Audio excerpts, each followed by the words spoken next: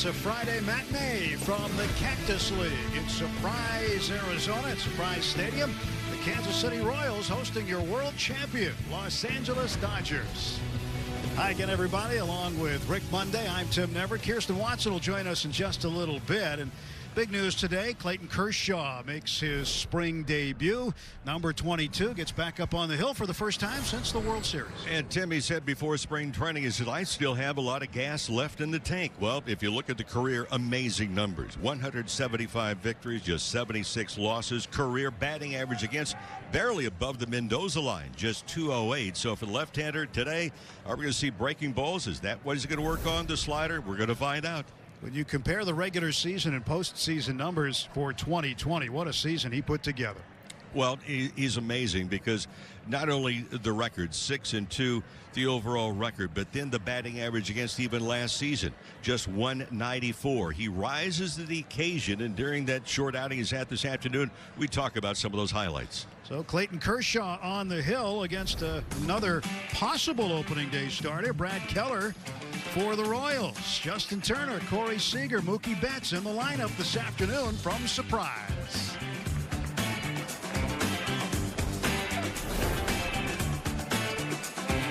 Up before his first spring training start, Dodgers and Royals coming up from Surprise Stadium in Surprise, Arizona. We say good afternoon to Kirsten Watson. Kirsten.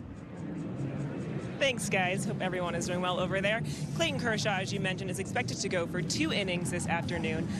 As we've seen in the last few games, it really depends on the pitch count. But when I spoke to Dave Roberts earlier about Kershaw, there's always this question of, has there been a weight lifted off his shoulder after winning the World Series? And he said, I don't know if it's as much of a weight, but more of, with someone who has so much success, another check off of his list. So that being said, he did say going into his last contract year with the Dodgers that he's only 32 and a lot of baseball is left to be played, but he does look forward to another year of Dodgers baseball. And we are looking forward to seeing him throw the baseball this afternoon. First pitch coming up. Lineups next from Surprise. Stay with us. Baseball on Sportsnet LA is brought to you by the SoCal BMW Centers. BMW, the ultimate driving machine.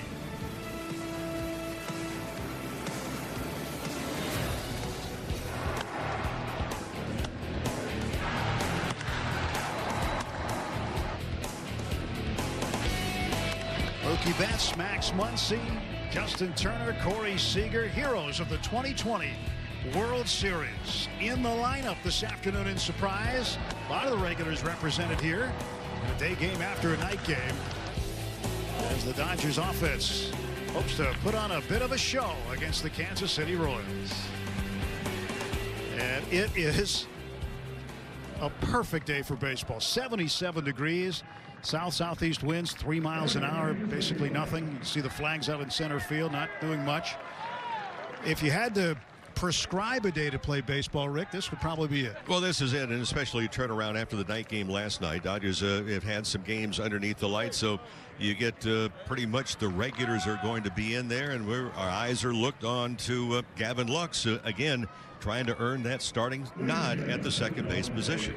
Mookie Betts last night 0 for 2, a couple of strikeouts, so he gets the start again today. He'll lead off Seager, Turner, and Muncy, along with Will Smith. Chris Taylor will move to center field. They'll continue to move him around.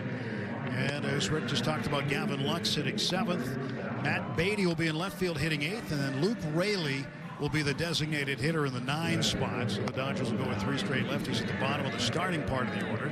And Brad Keller, 6'5" right-hander, 25 years of age, out of Flowery Branch, Georgia, gets the start. And the Royals think that he is certainly a candidate to be their opening day starter. Yeah, he's not overpowering, even though he's 6'3" and about 230. He's more of a ground ball pitcher, and for Mike Matheny, the manager of the Royals, he'll know if he's really on the money and getting the ground ball outs. So he's going to try and keep the Dodger hitters a little bit off stride. Interesting, too, is that yesterday we saw a breakdown defensively for the Dodgers. Late on coverage at first base by the pitching staff. Also a delayed steal of third base. That caught the Dodgers a little flat-footed. I would imagine Dave Roberts and his coaching staff very busy early this morning, just kind of going over the routine and say, hey, look, guys, we need to be a little bit sharper defensively. Well, Dodgers getting ready to get at it. Here comes Mookie.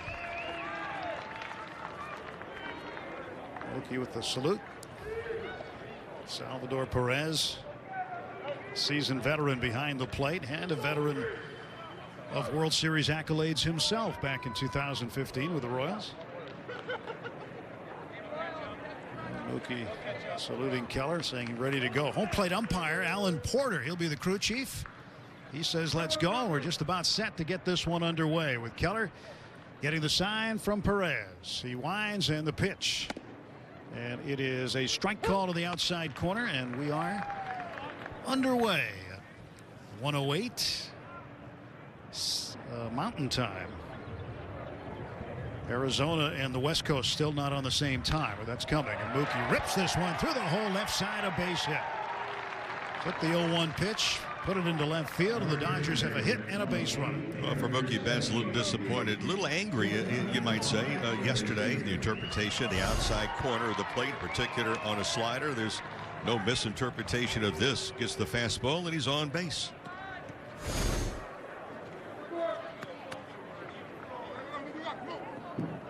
Always fun when Mookie gets on because he can do so much with his legs. Many consider him to be the best base runner in the game. Corey Seager takes a strike. Seager had a hit in his first at bat last night. He went 1 for 2. Struck out his second time up, but little base knock in the first. 0-1 the count. Keller set at the belt. And the Royal right-hander comes home, and Corey fouls it back. Say good afternoon to all of our television viewers on SNLA and all of our radio listeners on the TV radio simulcast on AM 570 in LA and the Dodgers radio network. Yeah, double dipping today. Yes, sir. No balls and 2 strikes. The pitch outside 1-2 to Corey Seager. Well, for those on the television side, you can see Perez, the catcher.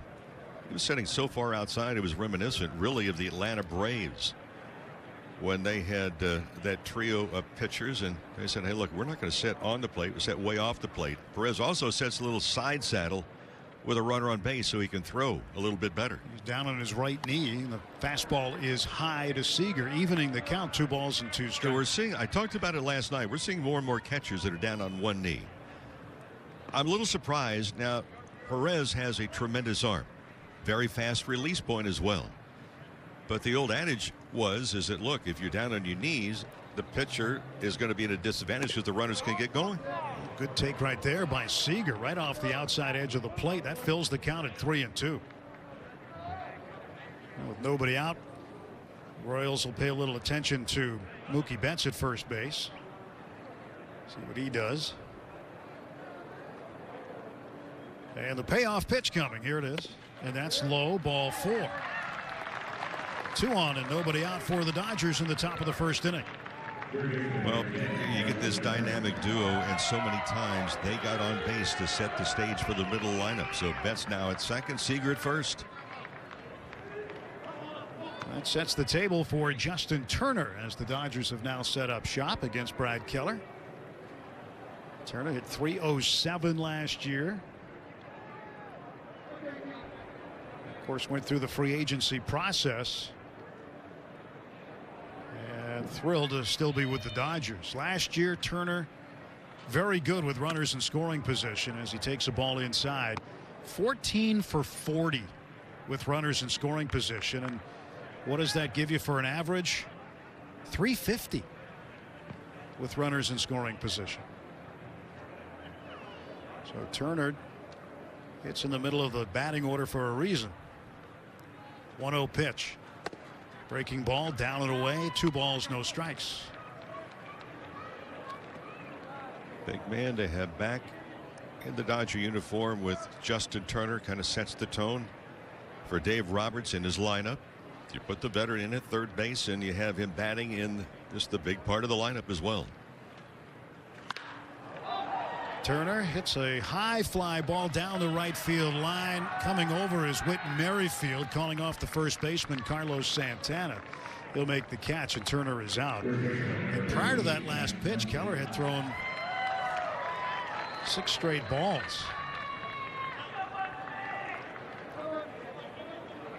Early games in spring training, the hitters a lot of times will go back to the dugout frustrated with themselves because they weren't able to square up the pitch. That was 2-0 count. Turner got a pitch that he liked, but the timing isn't quite there yet. And it's going to be another week or 10 days. So you'll see some frustration with some of the hitters early going. Got to get used to playing under the sun again after 3 straight night games.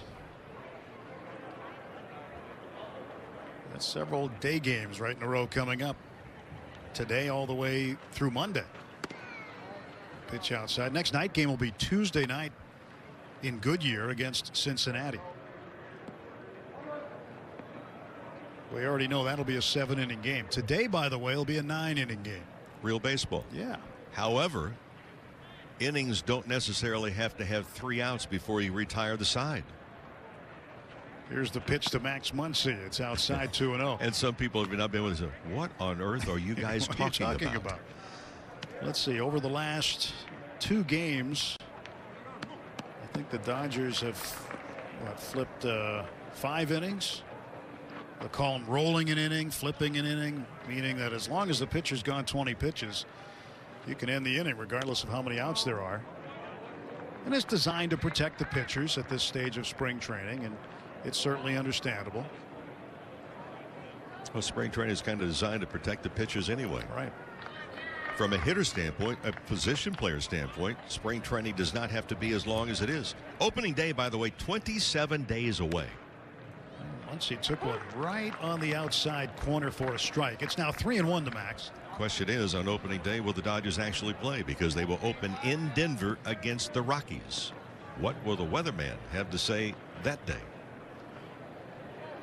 That's interesting because in Colorado it can snow all the way to June. And that's not an exaggeration. Muncy takes high ball 4 and the bases are full of Dodgers. Betts moves over to third base, Seager to second, and now Muncy at first base and Will Smith to the plate.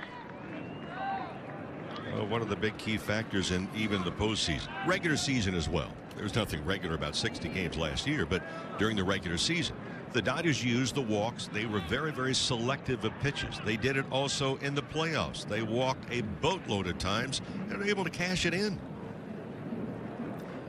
Smith with 8 home runs last season. Right-handed hitting catcher, slightly open stance facing Brad Keller. And he rips this ball foul. It just hooks way down the line. Looks like he had home run distance, which is 350 down the line here at Surprise Stadium. So it's a pretty fair poke to get it out down the line. And Will Smith really in a good spot too, because he knows first of all bases are loaded. Been 2 walks issued. Guy's not really with the real good control, Keller. So he's looking first pitch fastball, first pitch strike. Got it, just a little too anxious. Keller's 0-1 is chopped right out in front of home plate. They'll step on the plate for 1 down to first. That's a double play. Boy, a bases loaded 1-out situation.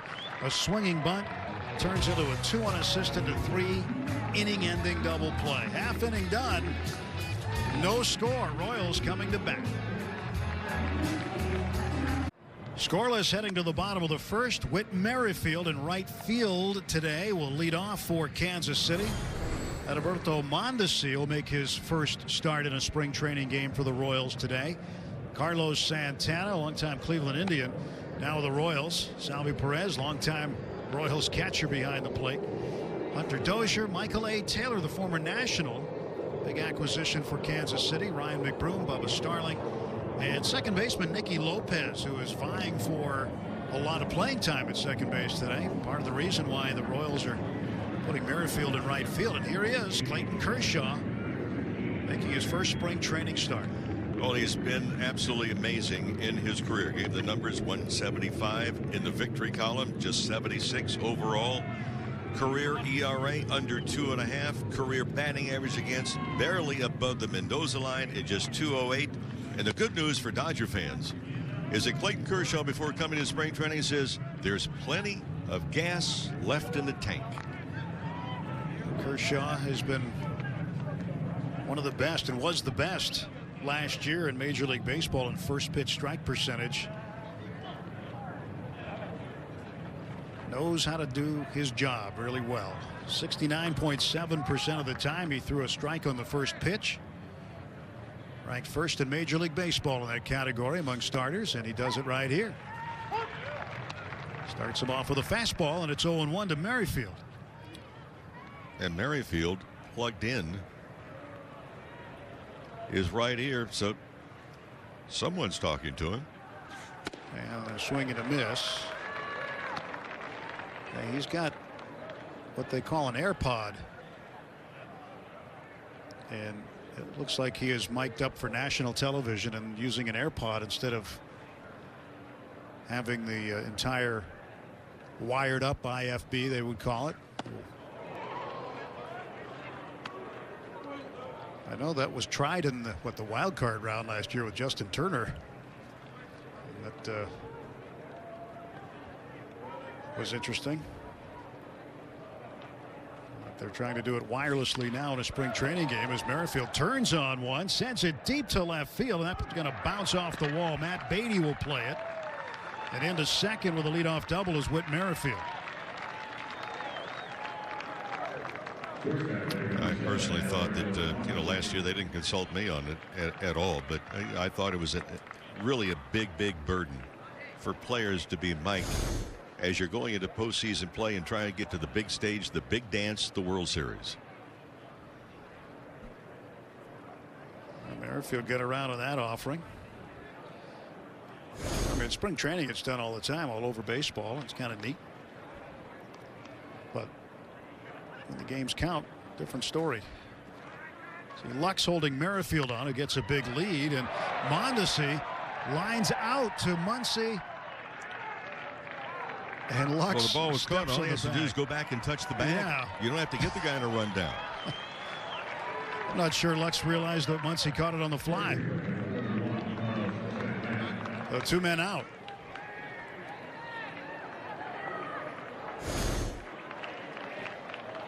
Well, the shift was really the opposite way, to the left side of the infield, and Lux had the ball thrown to him, but he was not really cognizant of the fact that the runner did not touch the bag. He was thinking about run down to begin with. Carlos Santana, the next batter, he takes a strike. It looked to me as Muncy had to go to his left. Lux probably interpreted it as being short hopped because of the way that Muncy came up with the ball. There's a grounder right up the middle. Lux is there, turns, fires on to first. Muncy's got him. Leadoff double harmless. The double play helps. And a quick first inning of work for Clayton Kershaw. What a way to spend a Friday afternoon. Blanket on the grass, shorts, t-shirts, shoes off, watching Major League Baseball. Along with Rick Monday, Kirsten Watson, I'm Tim Neverett. Glad you're with us, watching and listening to Dodger baseball, no matter where you happen to be. No score. Top of the second inning. Chris Taylor will lead off against Brad Keller. Gavin Lux and Matt Beatty to follow. So each pitcher helped out by a first inning double play. Pretty efficient work by Kershaw. Whit Merrifield got him for a leadoff double. That was it. He was erased on the double play that Mondesi hit into. And now here's Chris Taylor. Right-handed hitting utility man, takes high. He's been doing some work at third base too. We're used to seeing him at second, sometimes at short, sometimes in left field. Playing center field today, and at some point we'll see him at third in spring training. Breaking ball in for a strike. 1 ball, 1 strike to Taylor. Well, he's an important man for this Dodger ball club because he can float things around, play the different positions you're talking about. Dave Roberts was addressing that just a couple of days ago. Taylor swings and he drives one to left center field and deep. This ball backing off the wall. Taylor around first, and he is into second with a leadoff double. And he got the better part of that baseball in the barrel. Yeah, well, Dave Roberts was talking about on Wednesday that, Gavin Lux, if things go right for Lux, much better than last spring, he will probably open up the season as the primary second baseman. But then you look at Chris Taylor, who says, look, It's not a surprise for Taylor that Lux is in the fold, but all Chris Taylor wants to do is be on the field and contribute.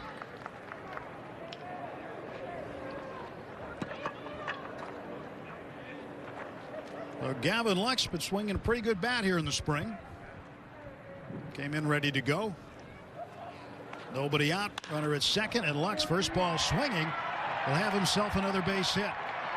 And Taylor will take advantage of the slow rolling baseball and score. So it's an RBI single for Lux, and the Dodgers on the board, 1-0. And that's another thing that Dave Roberts was alluding to on Wednesday, talking about Chris Taylor, the base running aspect of it as well. So for Lux, continues to swing the very good bat, has a very quiet stance to begin with. There's not a lot of extra and wasted movement. And his bat speed is really something to watch. And for Lux, hoping that he can have himself really a banner spring training and reach up and grab that starting nod at second base.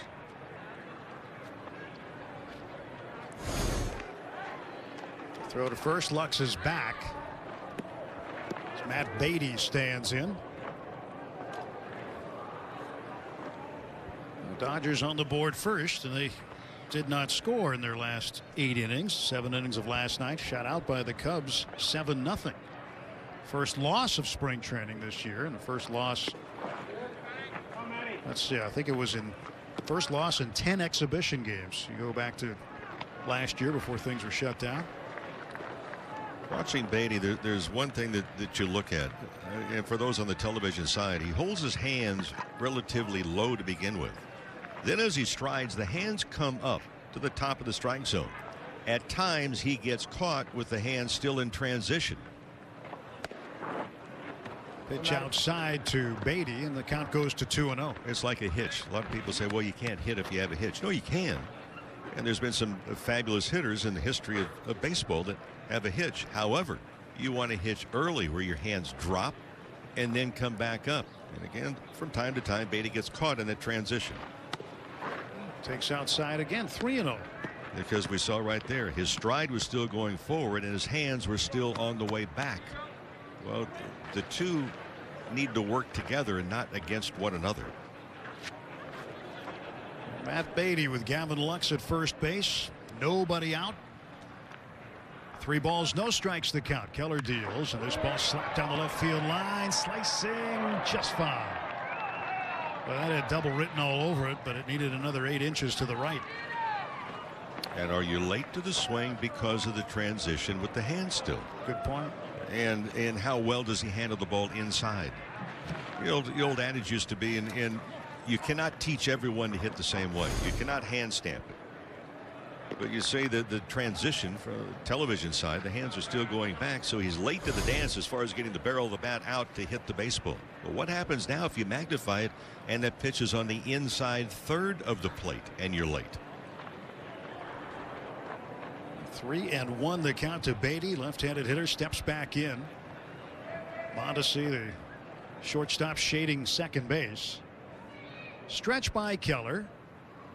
And the right-hander took a little bit too much time for Beatty's liking. He asked for it and got time from Alan Porter, the home plate umpire. And again, we see Perez, the catcher for the Royals. He's set up as if the pitcher is standing at first base and not on the mound. I mean, his body is lined up towards first base. You could read his lips there. He just said time. A lot of guys you'll see take the hand off the bat and hold up the stop sign to the umpire. But Matt smartly just said it.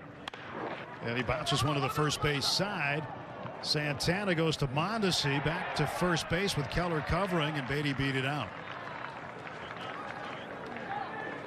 So Beatty hustling down the line, avoids the double play. Lux is forced down 3-4, or rather 3-6 in the middle. And Beatty on the fielder's choice.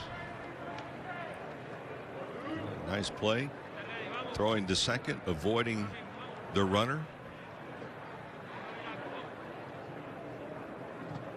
Now what's he trying to do here with that pitch, handling it? Just trying to pull it to get Lux over? Yeah, well, the count's in his way. Actually in his direction. 3-1. The batter now is the designated hitter Luke Raley. So I was talking about a moment ago, Tim, is that you see the ball right now, but the hitters really have not gotten the timing yet I also mentioned last night about something, and I got a couple of phone calls about it. About you have to retrain your eyes as a hitter to pick up the baseball. You have to do the same thing defensively. Retrain your eyes to pick up the ball in the strike zone. That's where the ball is going to be hit. You're not following the ball from the pitcher's hand to home plate. You know it's coming, but you have to retrain the eyes. You talk about the legs and the arms and everything else, the swing, the eyes as well. Over the top of a breaking ball was Raley. His count 1 ball and 1 strike. 29 pitches now for Keller. This will be it for him. We expect to see Greg Holland as one of the next Royals pitchers. Mike Matheny will run a number of them out there today in this 9-inning game. Perez sets up outside. Pitch to Raley. Missed the spot, and Raley fouled it off. 1-2. Perez is one of those catchers that he sets up so early. Why should the hitter be the only man in the ballpark that doesn't know where the catcher is? And over the years, I think back when Danny Ozark was the third base coach for the Dodgers, a catcher sat inside as Perez is coming in right now. Really yanks this one foul down the line. You let the hitter know. And we used a very simple system because baseball is a game of nicknames. So if I was at home plate, for example, and the catcher was not sitting inside, Danny Ozark would say, come on, Mo, come on, Mo. If the catcher moved inside really early, it was, come on, Rick. So just little things. Now he's going back outside early. And the 1-2 pitch is outside, evening the count. 2 balls, 2 strikes. And there are times, this sounds strange, there are times you can actually feel the catcher as a hitter if they're starting to crowd you. Oh, they'll try and move the glove inside, pound the glove, and then go back outside occasionally. But Perez sets up really early. Setting up inside, looking for heat. And Keller missed his spot, went way high. And he just hit the key. You will never see a catcher sit inside tightly and call for a changeup. You're going to come something hard. Oh, it may be a slider. It's going to be something with some giddy up on it. He's looking for the they're going to go away. Outside, yeah. 3-2. Raley swings and misses at the payoff pitch. He strikes out, and there are 2 men gone for the Dodgers in the top of the 2nd inning. And we haven't seen it, but I watched a game the other night as I got into town, and I'm waiting to see it. And I'm going to talk to some over the Dodgers organization. It's a backup catcher. He's going to be in the minor leagues, but I called 10 consecutive pitches by looking at his feet as the catcher set up. It was a wider stance every breaking ball. You don't necessarily need to know what the signs are. No, and that's what I'm talking about when you say your at bat begins well before you get to home plate. It's observation, observation, and then hopefully application. Mookie Betts 1 for 1 with a base hit. And he swings at this pitch and hits it high and foul down the right side. Merrifield will chase, but there's a lot of room in foul territory here in Surprise. And that found a warning path, and now Merrifield will throw it up into the seats, make it a souvenir. Yeah. Isn't it nice to hear fans asking for a baseball to be tossed into the stands? It really is. And to hear the crowd noise. Yeah, the cardboard cutouts, they were not that active. They did not present a wave. They were a little flat on most days. They only made noise. It was a high wind. 0-1. And Mookie hits this one up in the air. And it'll be out toward third base, but on the infield grass. Coming into play at Hunter Dozier. He'll make the catch. Side retired, but the Dodgers get a run on 2 hits. Taylor's leadoff double. They're able to cash in on that. Clayton Kershaw comes back out to work the second. Dodgers 1, Royals nothing. 1-0 Dodgers. Clayton Kershaw going to work in the second. Is the middle part of the Royals order. Salvador Perez, Hunter Dozier, Michael A. Taylor to face Kershaw here in the second. Clayton threw just 7 pitches in the first inning, so a pretty light inning of work. He was helped out by the double play that Adalberto Mondesi hit into. Well, in between innings, you get 8 pitches to warm up. He only took 7 to get 3 hitters out. The pitch to the right-handed hitting veteran catcher Perez is low for ball 1. And we do expect this to be the last inning for Kershaw, but if he has another quick inning, maybe he'll go finish his work in the bullpen. That'll happen sometimes just to get the pitch count in. Usually 2 innings, 30 pitches is the goal. And when they move up, they'll try to move it up by an increment of 15. So tomorrow, when Trevor Bauer pitches for the second time, the Dodgers will expect him to go 3 innings or 45 pitches. And Perez chases a ball in the dirt. 1 ball, 2 strikes. Dodgers do expect to see David Price in a game sometime next week. Kenley Jansen was originally thought to go today. They're going to move him to Sunday or Monday out of the bullpen. Big curveball missing inside. Kenley apparently wants to fine-tune the mechanics, but I'll tell you what, the inning we saw the other day, Rick, was as close as you can get to an immaculate inning without having one. Curveball taken inside. Perez backed up on it. It's 3-2. He struck out the first 2 men he faced. 3 pitches each, was 0-2 on the next hitter, and then got a ground ball out. So 3 outs on 9 pitches. 3-2. Swung on and missed. Strike 3 as Kershaw came down and in on Salvador Perez, and he's got his first punch out of spring training. Yeah, well, he missed back-to-back curveballs, came back with a slider that has teeth on it. Clayton was asked, well, what did you do during the offseason? He said, well, one of the things he did, understandably so, he said he played the song "We Are the Champions" by Queen at the house every day. And he said his kids were sick and tired of hearing it. But for a player and your first world champion, it is sweet music. Hunter Dozier, right-handed hitting third baseman, looks at the next pitch down and away. 1 ball and 1 strike to Dozier. Well, you mentioned the slider and you mentioned the curveball too. Last year his curveball usage was up almost 19% of the time, which is his highest since he came up in 2008. Dozier rips one down to third. Turner with a play and a 1-hop throw to first retires Dozier. Oh my goodness, what a play by Justin Turner. Wow. And this is the early part of spring training. Wow, indeed. Reaction time. They call it the hot corner for a lot of different reasons. That ball came up on him, and a good play by Muncy in the throw on a base hop. If you don't field that ball correctly, you're eating lunch through a straw for about a week or 10 days.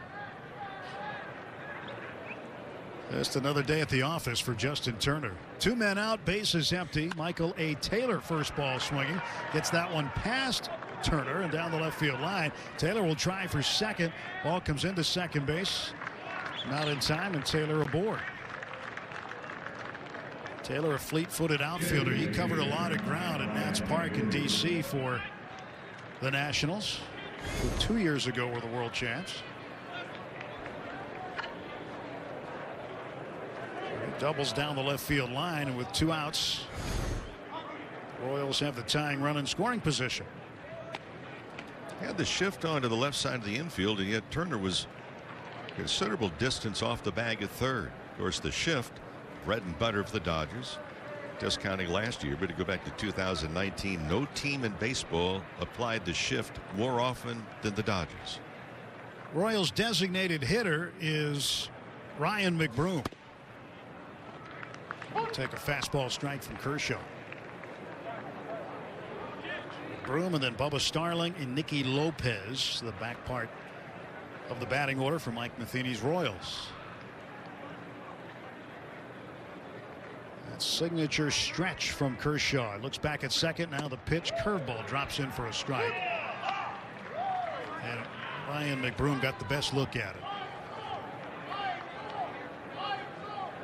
Last year for Kershaw in these spots, runners in scoring position, a measly 121 batting average against. He bears down with runners on. Another curveball bounced foul. You know, we mentioned the first pitch strike percentage, #1 in Major League Baseball last year, and he's just off to the races again this year in that category. Michael Taylor going after the first pitch, doubling down the line. 6 out of 7 in first pitch strikes today so far for Kershaw.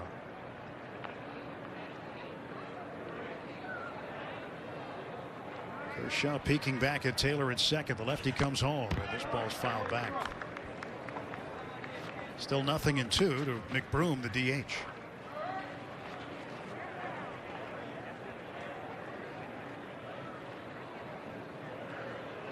A lot of baseball people say the best pitch in the book is strike one.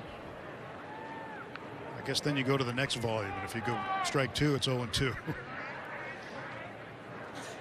McBroom swings, misses, strikes out. Kershaw with 2 strikeouts in the inning. Strands Taylor at second base. And Clayton Kershaw, the world champion Dodgers, has his work pretty much done for the afternoon. Is presented by authority of the Los Angeles Dodgers and may not be reproduced or retransmitted in any form, and the accounts and descriptions of this game may not be disseminated without the express written consent of the Dodgers. Clayton Kershaw went and sat down, wrapped up his elbow, which we normally see him do between innings when he's expecting to stay in a game, but just 22 pitches thanks to the 7-inning first. So will he go finish in the bullpen, or will he come out for a third? Don't look at me. I'm asking you.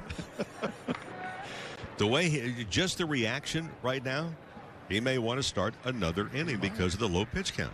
Well, Brad Keller of the Royals is starting the third inning. Dodgers up 1-0, top of the third. But he's talking, and that's something he normally doesn't. He may be just keeping his arm warm so he can get down to the bullpen and complete his afternoon of work. Pitch to Corey Seager is low. 2 balls, no strikes to Seager, who has reached base today, who walked in the first. Yeah, there may be a few Royal hitters. That's enough. Yeah, why don't you go in the bullpen? Go down there and work out. Pitch to Seager, chases one, bounces it foul. It came back up and hit the mask of the home plate umpire, Alan Porter. I think it got him under the chin part of the mask. He just took it off and doubled over for a second. Yeah, it did. It came up and got him in the throat. It went underneath the throat guard.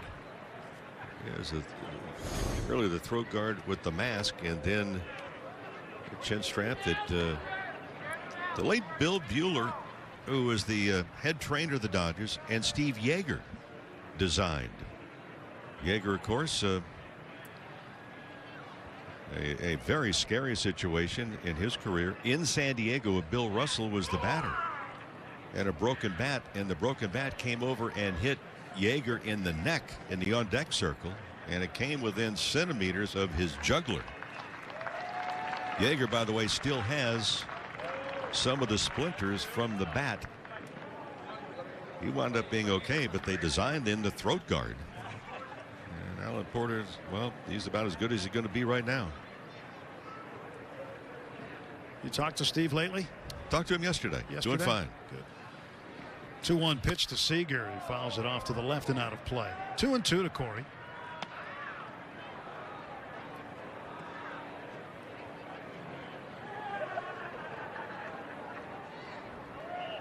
Two balls and 2 strikes. Nobody out, nobody on for the Dodgers in the third. Keller trying to go inside, a little bit above the knees, and missed. Filling the count 3-2.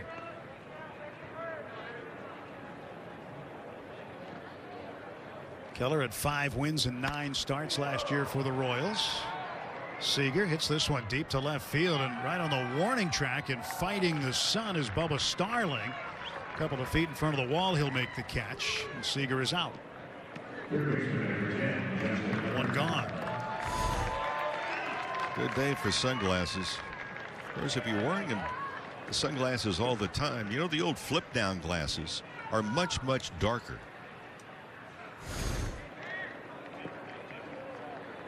I see the guys wearing the bigger lenses this year too. Justin Turner's got the regular lenses. He seems to be seeing the ball all right, especially down at third base. Turner 0 for 1, flying to right in the first. 1 out, bases empty for the Dodgers third baseman Justin Turner. Hit this one in the air to right. Waiting for it, Whit Merrifield. And there are 2 men out. Well,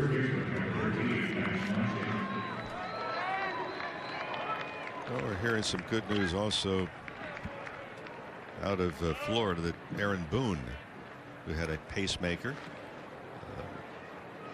installed just a couple of days ago, could be rejoining the Yankees as early as this weekend, and I hope a speedy recovery for Booney. Once he takes outside for a ball. He is the one member of the Boone family. So many different generations at the major league level, 3 different. He's the one member of the Boone family had some speed. Oh. In fact, I saw it earlier on because Aaron Boone was on the same Pop Warner team as my son Mike on the Broncos as a running back. So you get to see him in action as a kid. Backs a swing and a miss. 1 ball, 2 strikes to Muncy. Muncy walked in the first. Last year, 39 walks, 5th most in the National League. What position did Mike play, your son? He was an end. An end? And now a coach at Golden West.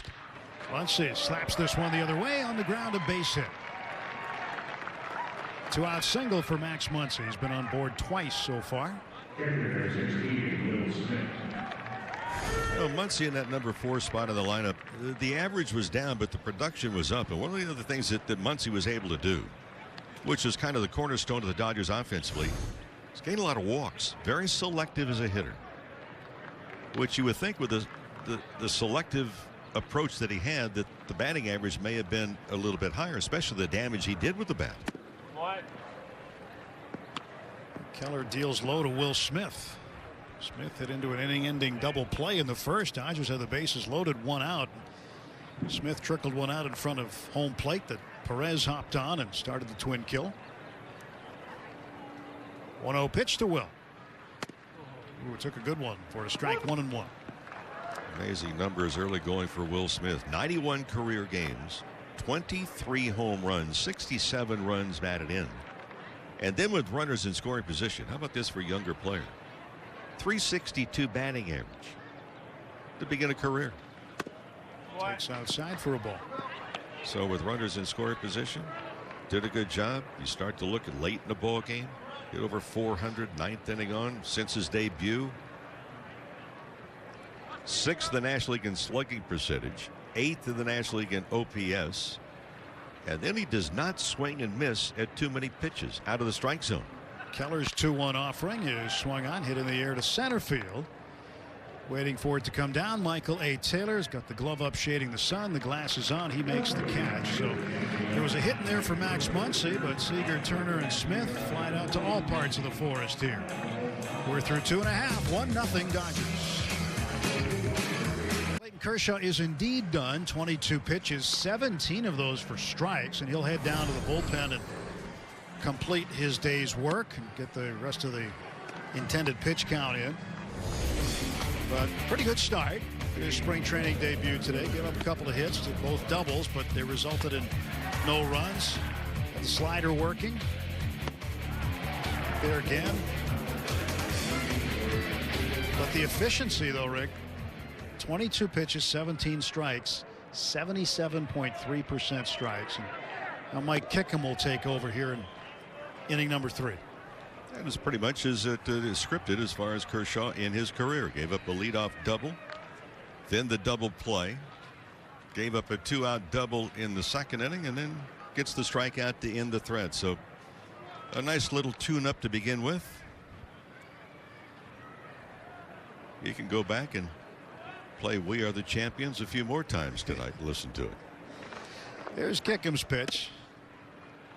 You know, after you win a world championship, that song never gets old. Never. Trust me.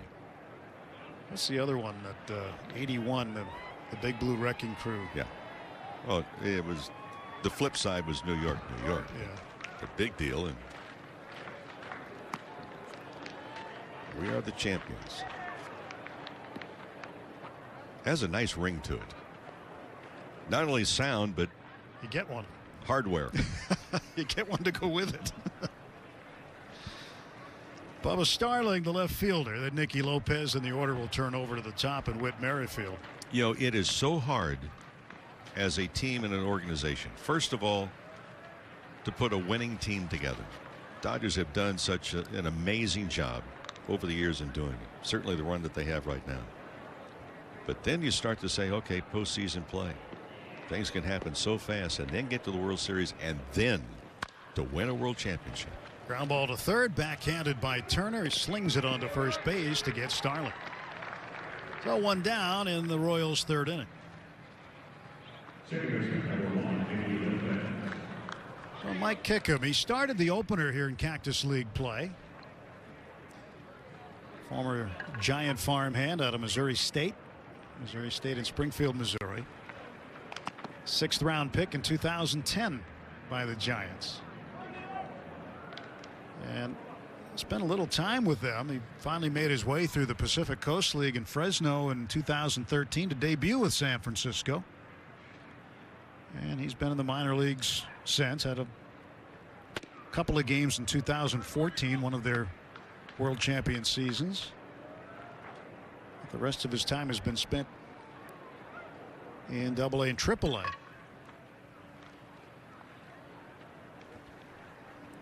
Was with the Red Sox organization last year, and he's got an identical twin brother who is right-handed.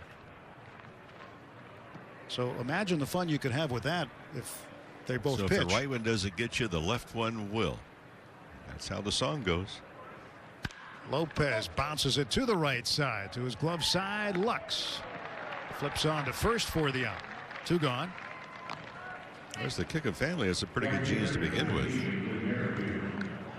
Mike's dad played tennis at Truman State. His mom played volleyball at Florida Southern.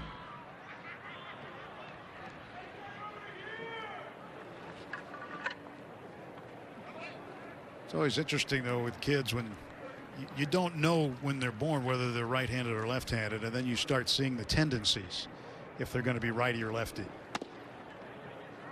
And when they're lefty, you do not discourage it, especially if you like baseball. let them do it that way. I got them. My oldest kid, right-handed thrower, left-handed hitter. Middle kid, lefty. Third son, righty. Well, it's a right-handed world. I got the whole gamut there. If you look at how things are normally laid out in household and just general public.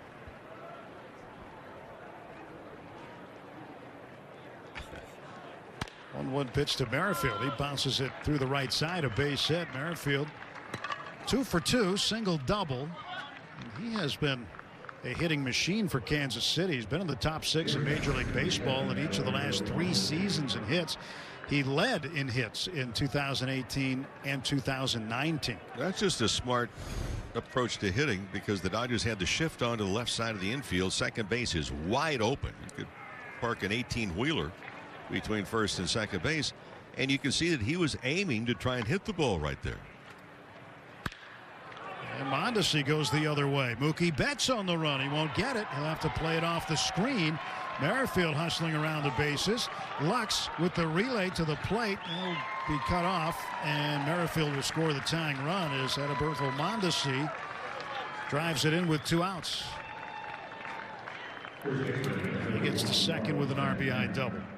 Well, Mondesi's been to home plate twice. He's seen a total of 2 pitches, and he's hit both of them really hard. Mondesi had an injury in a foot that developed in the Dominican Republic in the offseason. And so with him on the bases, they're going to get him off the bases now. Pinch runner for Kansas City. And this is a guy we'd really like to see hit too, Bobby Witt Jr.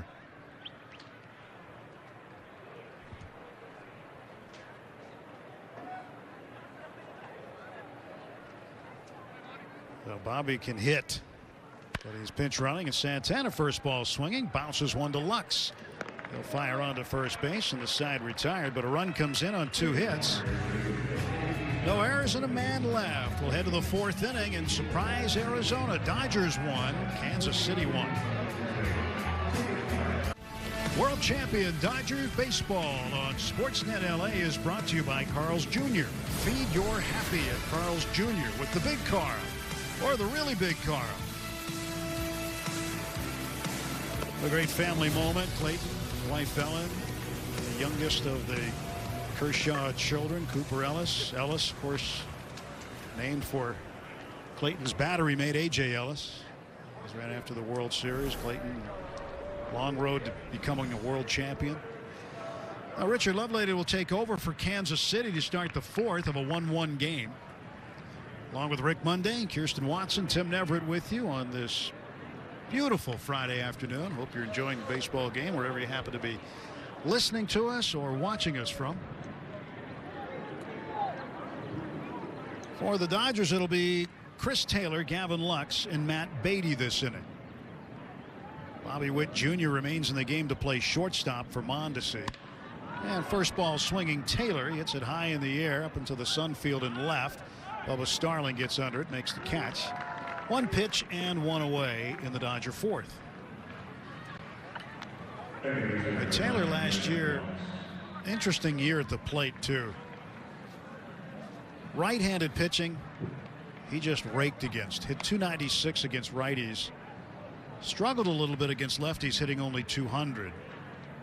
So some might call that reverse splits for Taylor. Gavin Lux, who is 4 out of 6 this spring.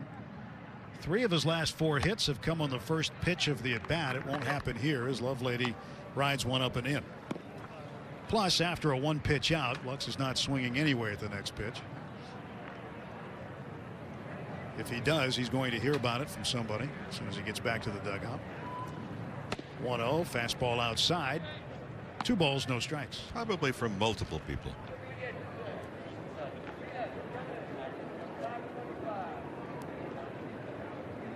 When was the first time you must have done that once in your career at least, Rick, but you probably heard something about it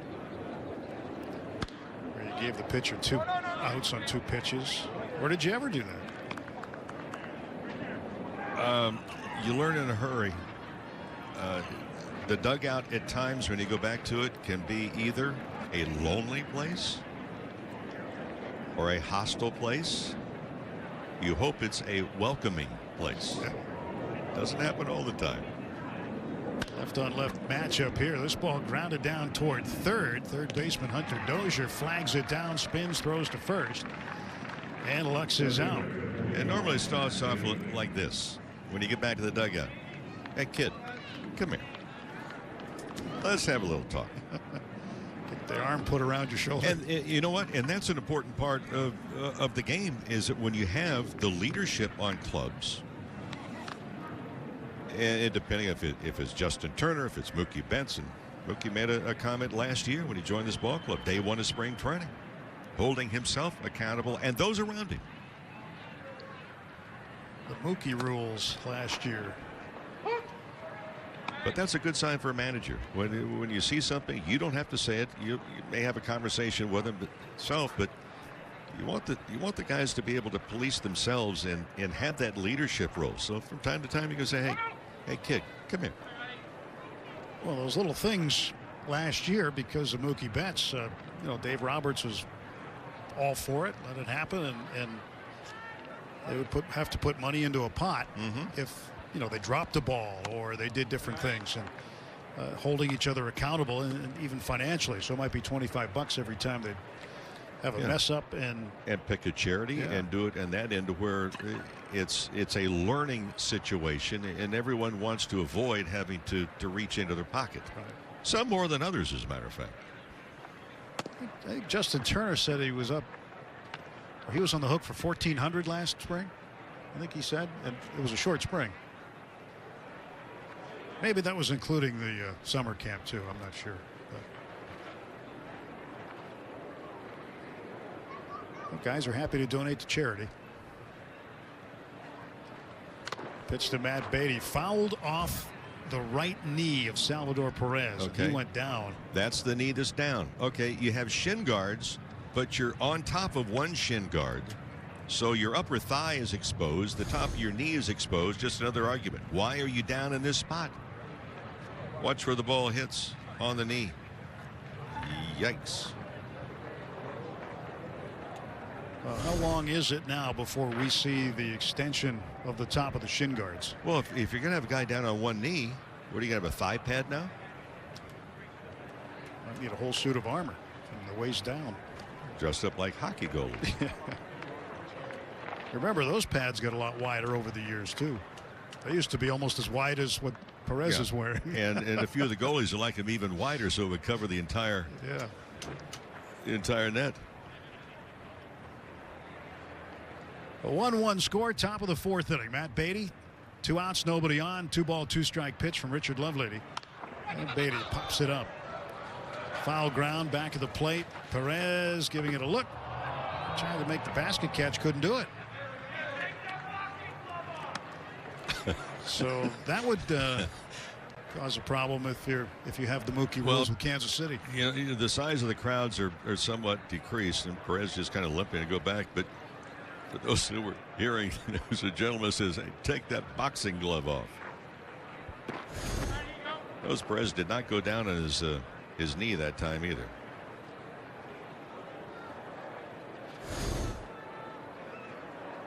So another chance for Matt Beatty. The pitch. And he shoots it the other way. Takes advantage. Puts it on the ground. Left side. It's out into left field on a base hit.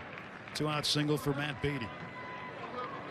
You could look at this Dodger roster really from top to bottom. The younger guys, and you know, are we a year or two away from seeing some of these guys that we've been talking about? Inside out swing with the infield playing to the right side against the left-hand hitting Matt Beatty.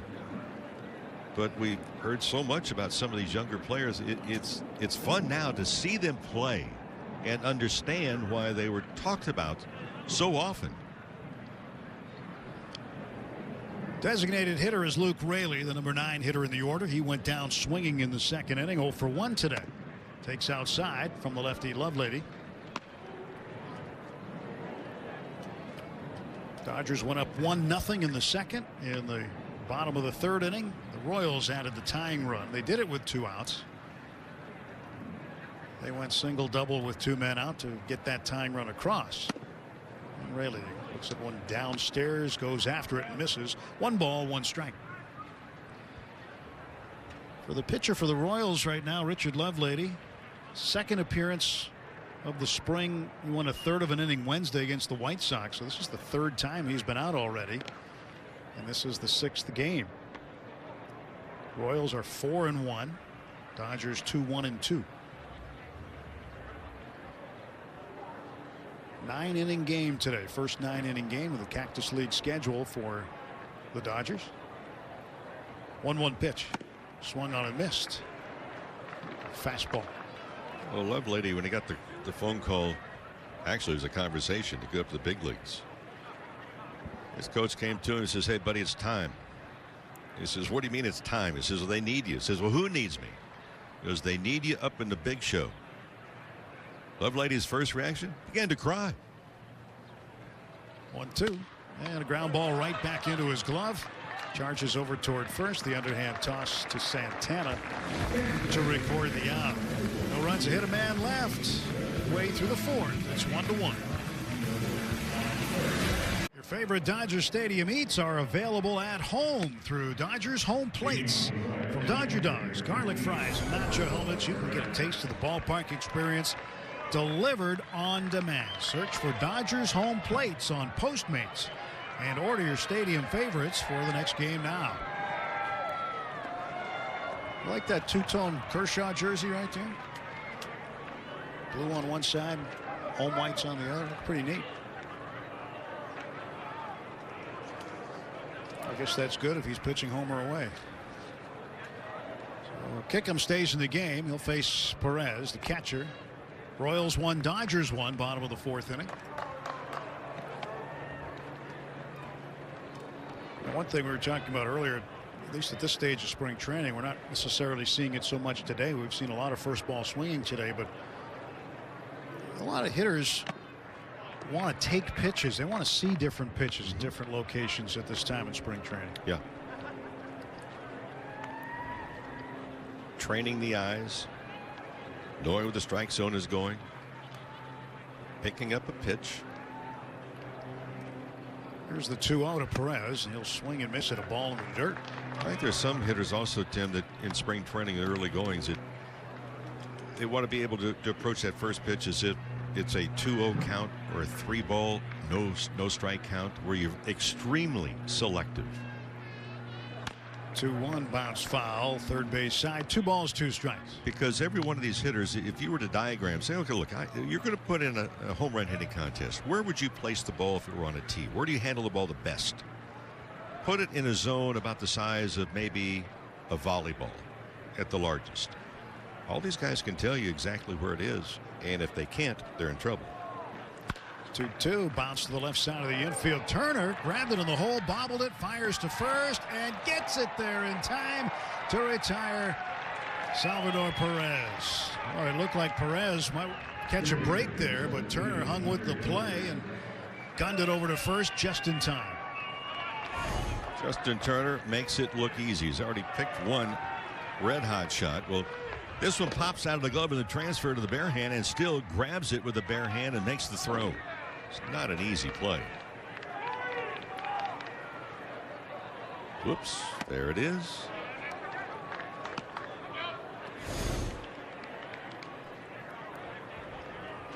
Hunter Dozier at the plate. Kickham missing with the first offering, so 1 ball, no strikes. A swing and a miss. So far, Kickham has been able to keep the ball down in the zone, and as a result, the 4 outs that have been registered while he's been in the game have all been on ground balls. I just wonder if the hitters are actually seeing the ball pretty well, because Dozier just looked back to home plate umpire Alan Porter and asked him if it was a strike. So even though he was swinging at the pitch, he was not totally convinced that maybe he had offered at a pitch in the strike zone. 2-1 to Hunter Dozier. Dozier was robbed by Justin Turner in the second inning, but Turner made a great play on him on a ball that was blistered down to the hot corner. 2 balls, 2 strikes to Dozier. Dodgers with a single run in the second inning. Kansas City with a single run in the third. Watch this play. Boom. Well, plenty of time to throw him out. That's one of those things, pick it or eat it.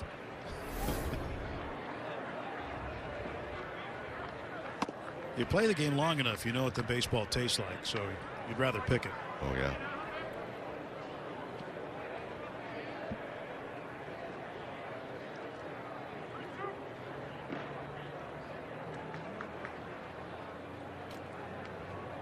Full count pitch to Dozier. Walked it low and inside, and the Royals with a base runner. Michael A. Taylor double will come up next against Kickham.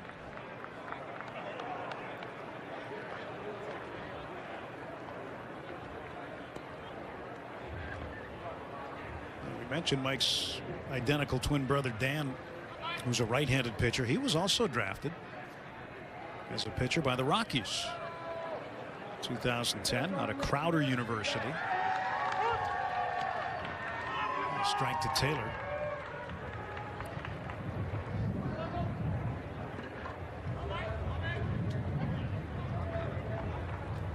Taylor, an interesting stance, wide stance. There's no stride, just a weight transfer. A swing and a high drive left center field. This ball is back and this ball is gone. And what a catch by Fan. Oh, I guess. Circus catch out there on a bomb hit by Michael A. Taylor. And the Royals now with a 3-1 lead. So again, no stride by Michael A. Taylor. He picks up the front foot, really just the heel, and puts it right back down where it had been. He got all of this, and then the Fan comes in. Unlike a couple of fans we saw last night who had no chance to catch the ball with gloves, he does it with 2 bare hands and then does the backward roll, gets up and looks for the scoring from the judges. Yeah, he stuck the landing. Oh, yeah. Ryan McBroom takes a ball 1-0. Yeah, I'd say I don't know, what do you give him, about a 9.8 with a 2% degree of difficulty. The degree of difficulty. Remember, it was a sun field, and he had to run a long way to get it. I mean, he caught it with a half gainer and a full twist. Pretty impressive. And stuck the landing.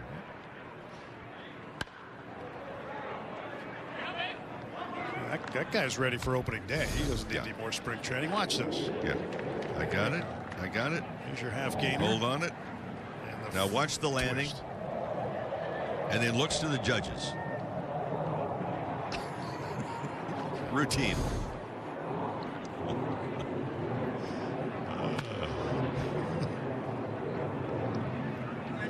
Well, you can hear in the background that Luke Air Force Base is very busy with the F-35s. Sounds like Shea Stadium. With the traffic overhead. One of the great lines during a broadcast out of Shea. 2-2. Bouncer to Seager. Backhands it short. Easy toss to first base to retire McBroom. 2 out.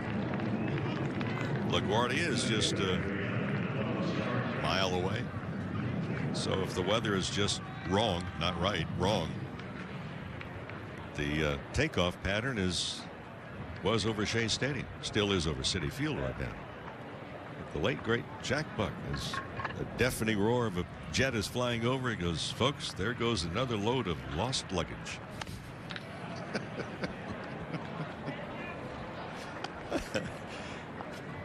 Yeah, he might have been mostly right. 0-1 to the left fielder Bubba Starling, who grounded out to Turner at third first time up. Takes a curveball in the back door from Kickham. I mentioned Kickham's brother, drafted by the Rockies 2010. He didn't sign. He went back, played at Missouri, and then got drafted higher by the Tigers the next year and signed.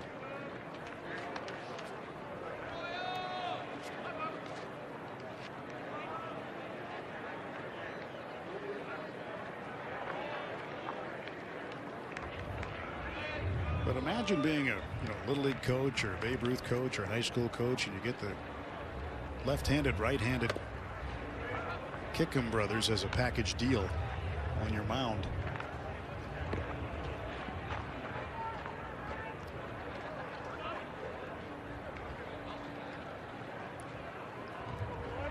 And swing and a miss, and Starling is out on strikes. Two-run homer by Michael A. Taylor, the difference. And the Royals now with a 3-1 lead.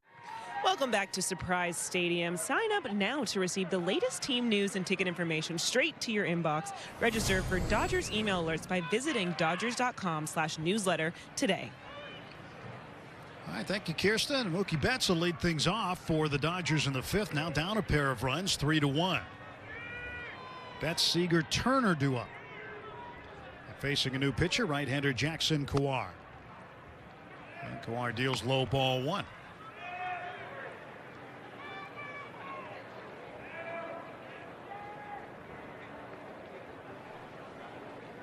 And Kowar coming up maybe a little inside and high that time, and it's 2-0 to Mookie Betts.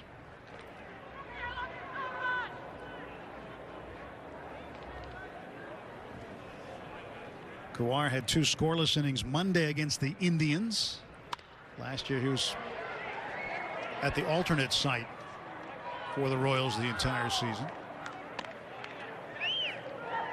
Kind of waiting to find out where the alternate sites are going to be this year. There was a story in The Athletic about that the other day, suggesting they might be at the AAA facilities, but that still might create some travel issues if you have to call somebody up. So and AAA season is going to be delayed 1 month. Yeah. 2-1 pitch to Mookie Betts. That's up and in. A little chin music, and Mookie backs out of the way. 3-1.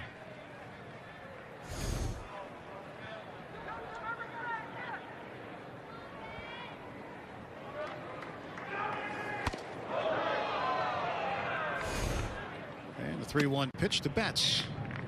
Outside corner for a strike. Now it's full. Kowar was the 33rd overall pick in 2018 by the Royals. Right-hander winds, delivers. And fouled in and out of the glove of the new catcher, Cam Gallagher, as Perez is done. Kyle Isbell is now in center field. Michael A. Taylor earned an afternoon off now after the 2-run home run. And Anderson Miller is the new left fielder. 3-2 pitch to Mookie. Check swing. Did he lay off? Yes, he did. So he earns the walk. And Betts will be aboard for the second time this afternoon. Mookie 1 for 2 with the base on balls.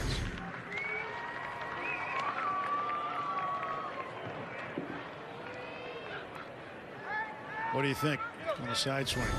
It will forever be a walk. You've got to be really strong to get that deep into the attempt to offer at the pitch and then be able to hold up.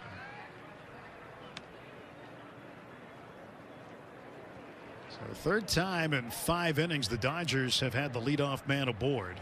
Corey Seager fouls the first pitch off. Betts led off in the first inning with a base hit. Chris Taylor led the second inning off with a double. And now Mookie Betts leads off with a walk here in the 5th. Seager walked in the first inning, fly to left in the third. He's 0 for 1. Left-handed hitting shortstop, choking up just a little bit. World Series and NLCS MVP waits, and Jackson Kowar fires. And this one slapped to left. That's going to get down for a hit. And Anderson Miller retrieves the ball quickly from left field for Kansas City. First hit of the afternoon for Seager. Well, Seager puts the bat on the ball so consistently, and he'll hit the ball where it is thrown. And by that, I'm talking about the pitches outside. But oddly enough, that's just a case, Tim, of pitching against the defense because the shift was on. They overload the right side of the infield, and yet you're pitching a guy that makes contact, goes to the pitch, you pitch him outside. It's going against grain. Justin Turner's flied out twice, both times to right field. Dodgers have set up shop, first and second, nobody out. Betts off of second base, Seager off of first, and the pitch to Turner is in for a strike. I'm still amazed at the batting style of Justin Turner. Amazed from a standpoint is there's so many different moving parts. And here's a guy that was trying to get an everyday job. He comes over the Dodgers and becomes a star. But with that high leg kick, the open stance to begin with, a lot of different moving parts. Timing is critical, always. But especially when you're timing a lot of different pitches. To this day, I don't understand how you can do it, but boy, he makes it look easy. 1-1 count to Turner. Dodgers so far today 1 for 3 with runners in scoring position. They've had a hit in every inning, but only 1 run to show for it. Threatening here. The tying run aboard. There's a ground ball to Witt at shortstop. He double clutches, has 1 play to first. He gets Turner. And advancing to third is Betts, over to second Seager.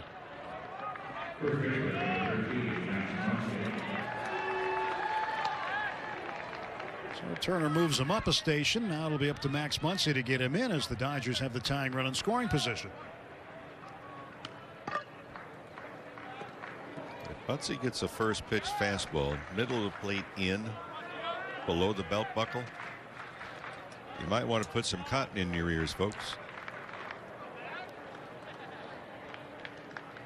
So Max has a base hit and a walk today. He's reached base twice successfully.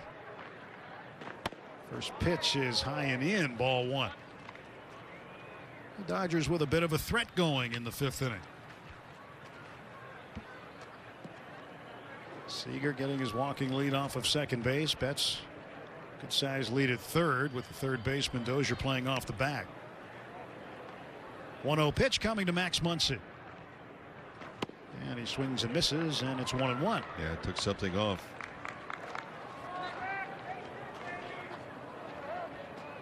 Two years ago in the minor leagues, Kowar split between High A in Wilmington and Double A in Northwest Arkansas. And 26 starts between Single A and Double A. And again last year at the alternate site. So we're here in big league camp this year. Right-hander Jackson Kowar sends one home, and Max foul tips it into the glove of Gallagher for strike 2. I hope you're enjoying the game on this Beautiful Friday afternoon, whether you're listening on radio, watching on TV. With Rick Monday and Kirsten Watson, Tim Neverett with you. Kansas City and the Dodgers for the first time this spring. Pitch way inside, and once he has to jackknife to get out of the way. Evening the count, 2 balls, 2 strikes.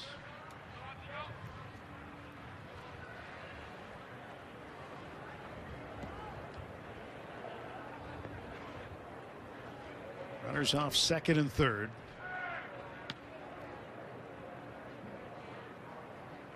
And here comes the pitch. And Max fouls it off, spoiling that one. So the Royals will have 3 infielders to the right, only 1 to the left.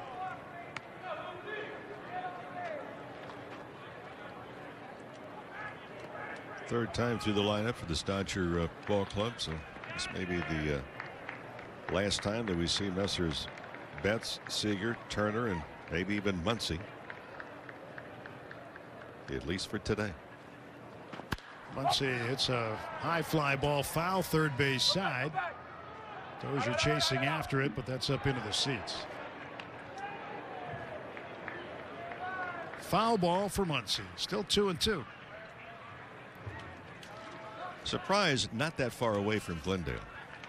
So if you're a player and you either drove yourself or you carpooled a couple of guys, you don't mind coming out of the game early because you can leave and go back. If you didn't drive, you don't want to hang around for the bus. We'll be waiting a little longer today with the 9-inning game. 7th pitch of the at bat is high, and that fills the count 3-2. Yeah, right before that pitch, Gallagher, the catcher, shook his head no. He wanted his pitcher, Cowher, to shake off, maybe change the thought process of the hitter. He did come back with a fastball. And see if he comes back here full count or comes back with something off speed. Payoff pitch is high and outside, ball 4. Max draws another walk. Yeah, I mean, that's the story with Max Muncy. Does not expand the strike zone. Of course, that was the story also. I mentioned earlier about postseason play last year. For example, the Dodgers in that series against the Padres, the best 3 out of 5. The Dodgers walked 20 times in those 3 games. 20.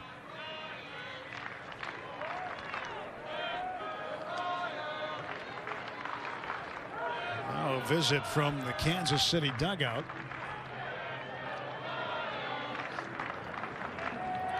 Cal Eldred, the pitching coach, come out and talk to Jackson Kowar. 20 pitches this inning. I think this is a meeting to change the flow more than anything else. They could, right now, if they wanted to, the Royals could flip the inning. They could roll it according and say to that's it. However, the rules that everybody's kind of abiding by it. And I think it's a great rule too, to try and make sure that the players are protected. The pitchers are protected. Guys run out of gas or after elongate an inning. But he's probably approaching. Do they say uncle if Will Smith gets on base? Second time in the game, Smith has been up with 1 out and the bases full. He came up that way in the top of the first inning, hit into a double play that ended the inning. And he doesn't do it this time as he slams one to right.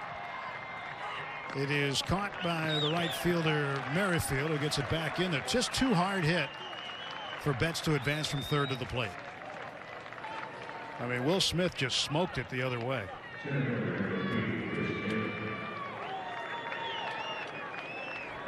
Will Smith, when he looks at the videotape of that swing, is going to like the mechanics of it.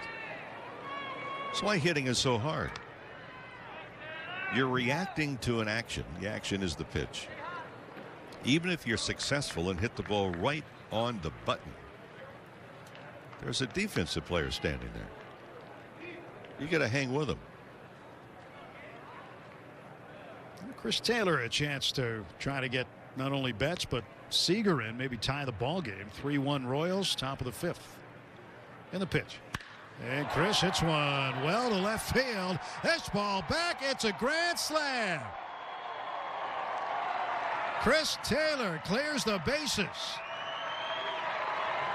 And the Dodgers lead it 5-3.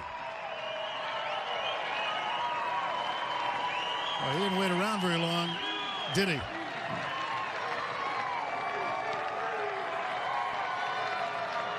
Taylor's going to play a huge role in this Dodgers ball club. Kike Hernandez left. Hernandez was versatile, playing the different positions, so it's going to put even more emphasis on Chris Taylor. Taylor didn't waste any time at all. He knows he's against a pitcher, hasn't been finding the strike zone. Hits the first pitch, and the gentleman who caught the last home run ball, attempting to do this one, got blocked out. Our Olympian was denied. Yes. There'll be no podium for him on that catch attempt, but yeah, for Chris Taylor, he gets the goal. Foul. Yeah. Yeah. Offensive foul and a turnover. 444 feet, the estimated distance of the home run. The grand slam for Chris Taylor. But Taylor, again, can add so many different things, not only with the bat, alluding to the fact that on Wednesday, Dave Roberts is saying his base running, his defense. And Gavin Lux goes the other way, up in the air. Will it stay fair or not? Nope, it's going foul. And Anderson Miller will make the catch. But Chris Taylor flips the script. Dodgers were down 3-1. Bases loaded. And Taylor gets into one, clearing the bases. I'm here with Justin Turner. JT, big day for you. Some really strong defensive plays. When you are tracking a ball like that and then having to readjust to get the ball to first, what's kind of going through your head in those moments? Yeah, when you get a ball hit hard like that, you try to just drop step and get as low to the ground as you can. And then once you catch it, I was trying to get back up, and I was still kind of falling backwards. The thing almost took me into left field, so just tried to get rid of it, get over to Muntz, and he made a nice play picking me up. Has there been anything that you've been really focusing on over these last few weeks in spring training? Yeah, just trying to, do my stuff in the weight room, the training room, feel healthy, and get back into the swing of things. With the depth that's on this roster this year, does that kind of just make you excited as you look forward to this season, knowing that at any point any man can step up and perform? Yeah, that's really been the MO the last few years here. Andrew and the front office have done a great job of not only putting together a 26-man or 28-man, whatever it is this year, but a 40-man, and then our minor league system is deep with talented players. So you'll notice in the spring training games, when the starting guys come out and we put the younger guys in, they play some pretty good baseball as well. So. And lastly, of course, almost now about a month ago, you re-signed with the Dodgers. The fans are all excited. How is it feeling to you, though, just being back? Feels good. Feels like I'm home. So back with all these guys and looking forward to an opportunity to make another run at winning another championship. Thanks so much, JT. Thank you. Justin Turner, glad to see him back in a Dodger uniform. And accurately described that play down at third. Very good play that he made earlier on Hunter Dozier. The versatility also, because Turner, feels the position well to both sides, to the right side and to the left. He proved it again here this afternoon. Had to recover on a ball that he bobbled momentarily going to his left, but that one to his right, the backhand that we saw and he was describing, that was sensational.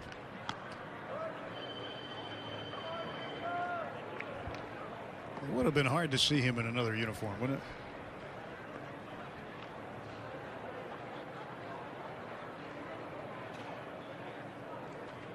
Pitch from Kickham, who stays in the game, to Whit Merrifield. And now Kickham having a problem finding the plate. Will Smith will go out and try to straighten him out here.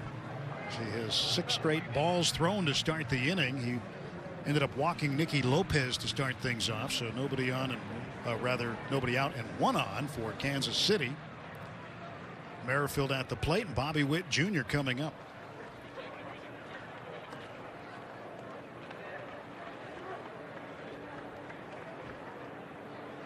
All Merrifield does is hit. And he did that through college at the University of South Carolina, as he helped the Gamecocks get to the College World Series a couple of times, win it as well.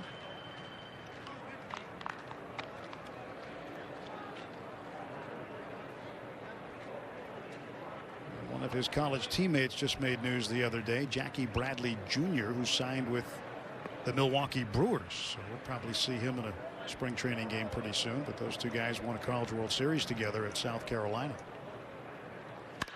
And Merrifield puts this one up in the air to right. Drifting back on it, Ryan Noda, who is in for Mookie Betts.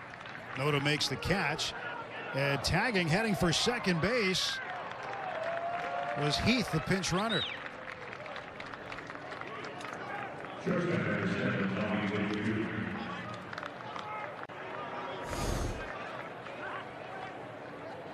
Well, one of the things that you'll be working on tomorrow is to stay behind the ball and your momentum coming into where you're going to be throwing it, because that was caught a little bit flat-footed, and then you take 3 steps on top of it. So just little things here with the tweaking, especially with some of the younger players. That'll be one of those moments at the end of the half inning. Hey, kid, come here, let's talk. Bobby Witt Jr. This guy has got a really good future.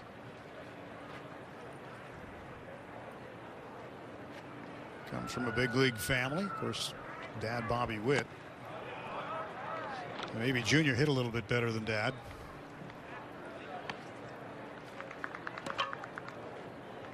Royals very high on him. And with good reason. Yeah, they like the bat, and they say, well, the glove is going to get better.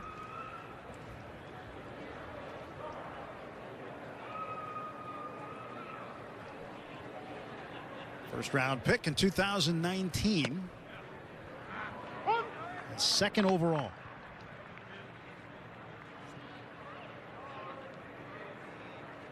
He's a non-roster invite this year to spring training. Just turned 20 last June.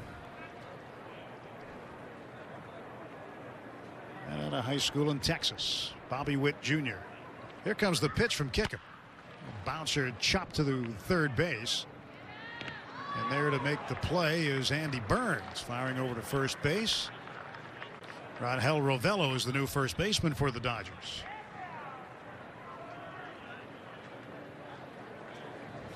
5-3 put out, and that's going to do it for Kickham. So he has gone 2 2/3 innings. So Dave Roberts coming to get him, and we'll have a pitching change and surprise. Dodgers, on the strength of a grand slam by Chris Taylor, lead it 5-3. 5 runs on 7 hits for the Dodgers. 3 runs, 5 hits for Kansas City. As you can see, just a perfect day in Surprise, Arizona. 77 degrees at game time. Virtually no wind to speak of. Plenty of sunshine in this Friday matinee game. Clayton Kershaw started this one, went 2 innings, struck out 2. No walks, no runs, and went through 2 innings and just 22 pitches. Went and finished his work in the bullpen. And now for the Dodgers on the hill is left-hander Alex Vesia. Came over in the Dylan Floro deal with the Marlins. And Vesia just 23 years of age. Will face Carlos Santana. Nick Heath is at second base, pinch runner. 2 men are out. And the first pitch from Vesia misses for ball 1. Now for Vesia, pretty good 2-seam fastball. We want to see a little bit more of that. And as a lot of lefties do, big swing and a miss at a fastball there. They get that late life on the fastball. When you talk about late life, it just kind of sneaks up on you.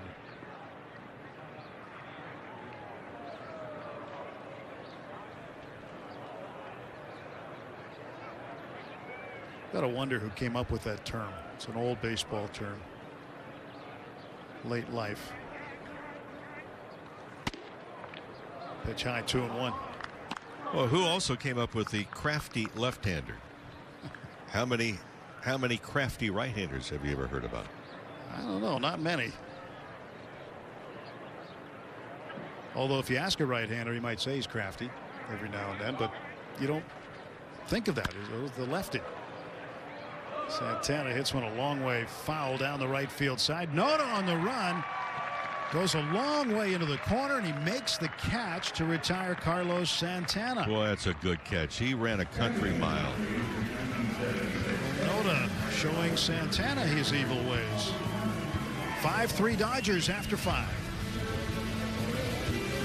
Season at MLBshop.com. Check out the new 2021 gear and shop the largest selection of official caps, t-shirts, hoodies, collectibles, and more. Gear up with the Dodgers at MLBshop.com. Matt Beatty leads off. First ball swinging, fouls it off. It's 0-1. Dodgers up 5-3, top of the 6th inning. Beatty is 1 for 2. He singled last time up in the 4th. Reached on a fielder's choice in the 2nd inning. Jackson Kowar still throwing for the Royals. Curveball taken for a strike. No balls, 2 strikes to Beatty. Well, the catcher Gallagher gave the sign and then took his catcher's mitt, patted the ground. That's not calling or setting up a fastball. That was a breaking ball, and he does it again. The pitch runs inside, 1-2.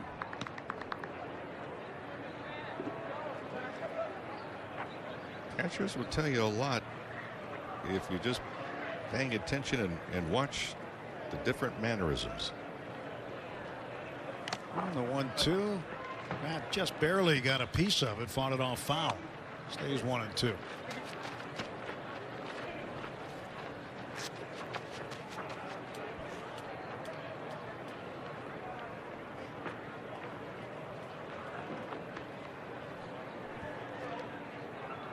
They want the ball upstairs.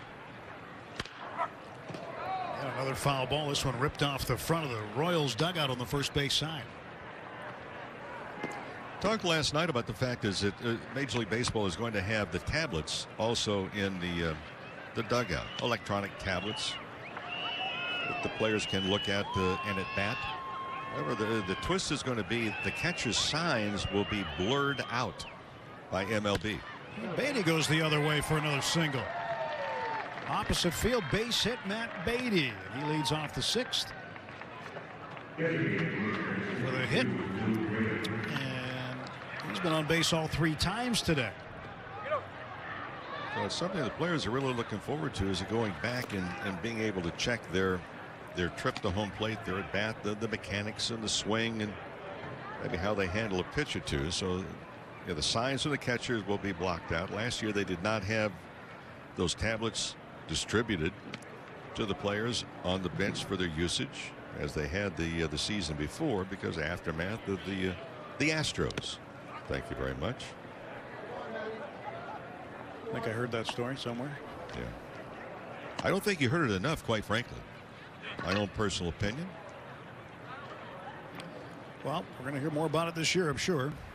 Well, everyone else is hearing about it. They are. The Astros. Oh, well. Pitch on the way to Luke Raley, who bounces it foul. Luke's 0 for 2. Well, last year when the Astros came to Dodger Stadium, it was like the Dodgers flying circus in the sky over the ballpark. With even the cutouts were yelling at him. The airplanes that were dragging the messages behind them. Yes. It was something like we've never seen before. And now, this year, I'm sure folks have long memories. The 1-1 pitch to Raley. Chops it foul again. I can guarantee you that not just in baseball, but in professional sports, very long memories indeed.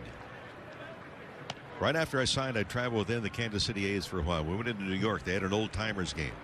In the third base visiting dugout, there was one of the 2 teams of the old timers game. Lefty Grove was one of the pitchers who was going to play in that game. He told his catcher, when so-and-so comes up, don't even give me a sign, I'm going to hit him. I didn't like him then, and I don't like him now. And he drilled him.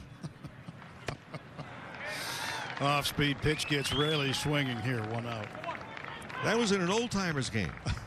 I didn't like him then, and I don't like him now.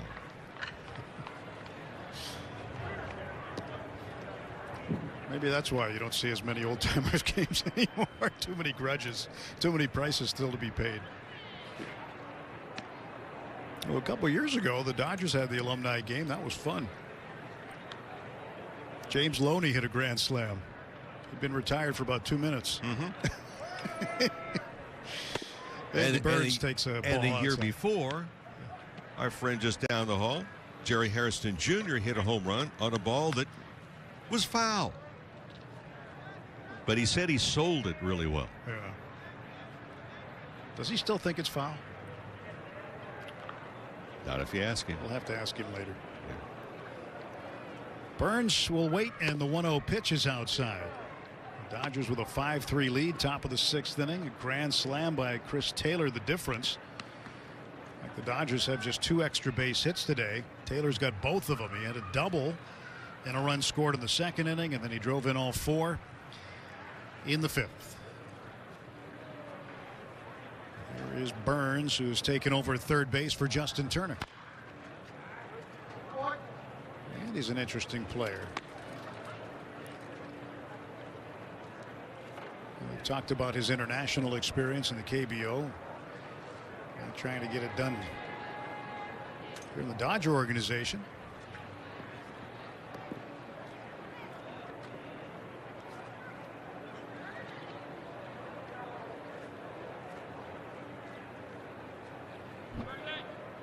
Jackson Kawhi is set on the mound for Kansas City, and he'll deliver the 2-1 pitch.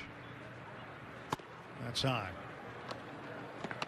Hitters count 3-1.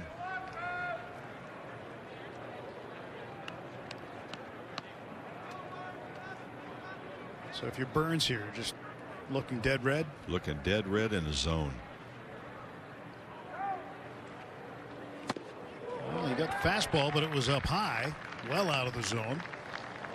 Especially in a guy, too, Tim, that is not that consistent around the strike zone right now. Has not shown that he has a real good off-speed pitch.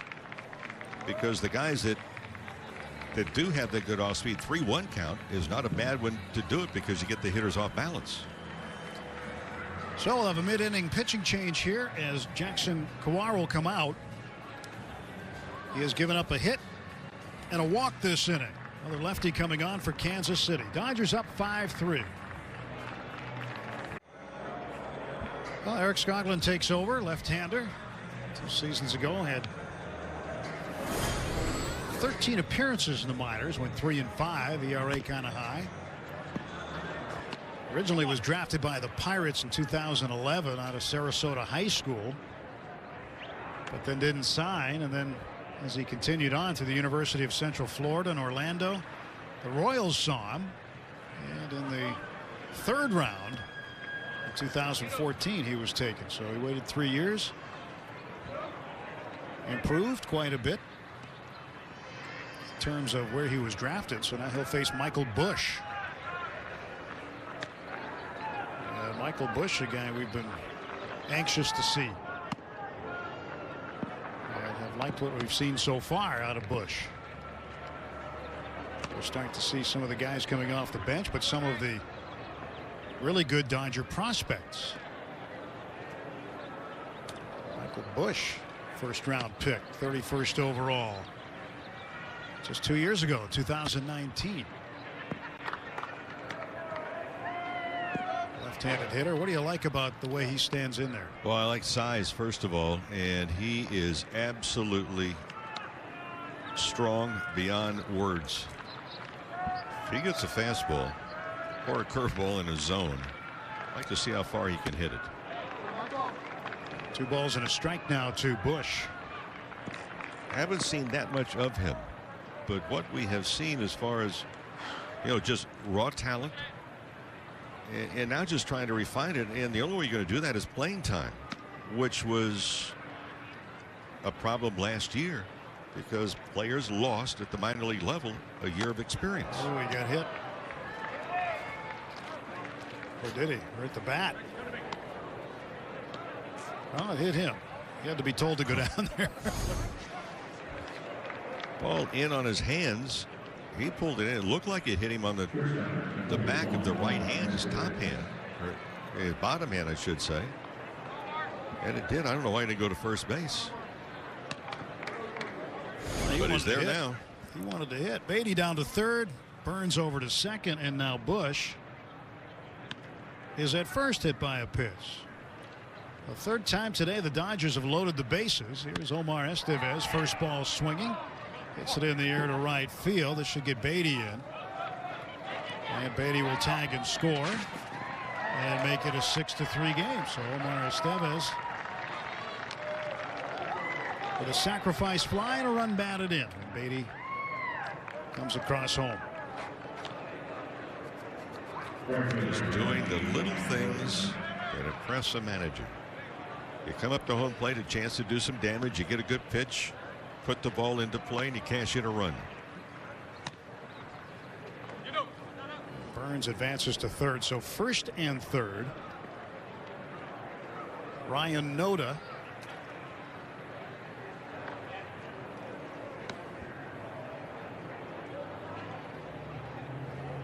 Noda out of the University of Cincinnati. No batting gloves for Noda.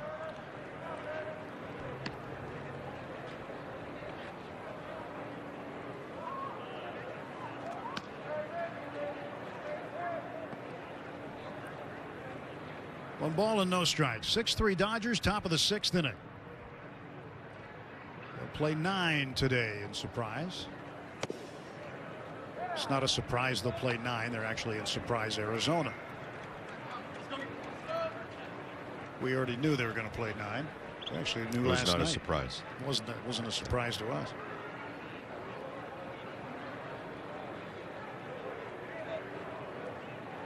We'll find out today how many innings they'll play tomorrow against the Padres. I'm told 7.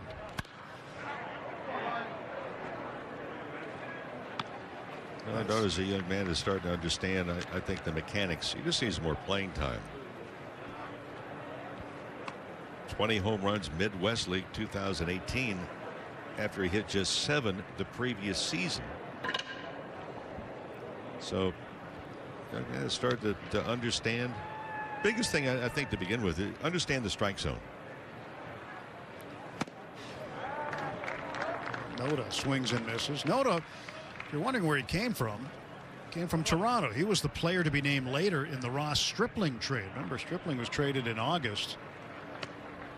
As far as the Blue Jays are concerned, this was a trade that took a long time to complete. The most dragged out trade in Blue Jays history, they say, in terms of time that it took to complete. And he's tied up inside, and Skoglund strikes him out. Noda's out. That's going to do it for the 6th for the Dodgers. We'll head to the home half of the inning. Dodgers leading by 3 runs. Have you stocked up on your new World Series champions gear yet? The Top of the Park store is now open Tuesday through Saturday at Dodger Stadium. See Instagram at Dodgers Top of the Park for store hours and details on how to purchase for home delivery. Get your World Champions gear. Dodgers leading 6-3. Home half of the 6th inning.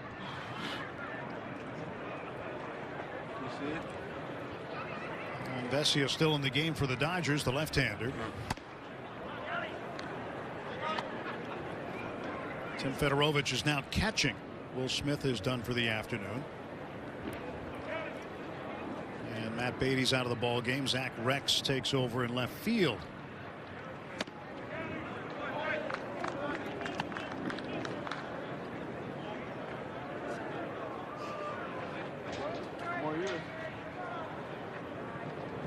Cam Gallagher, the catcher for the Royals, at the plate.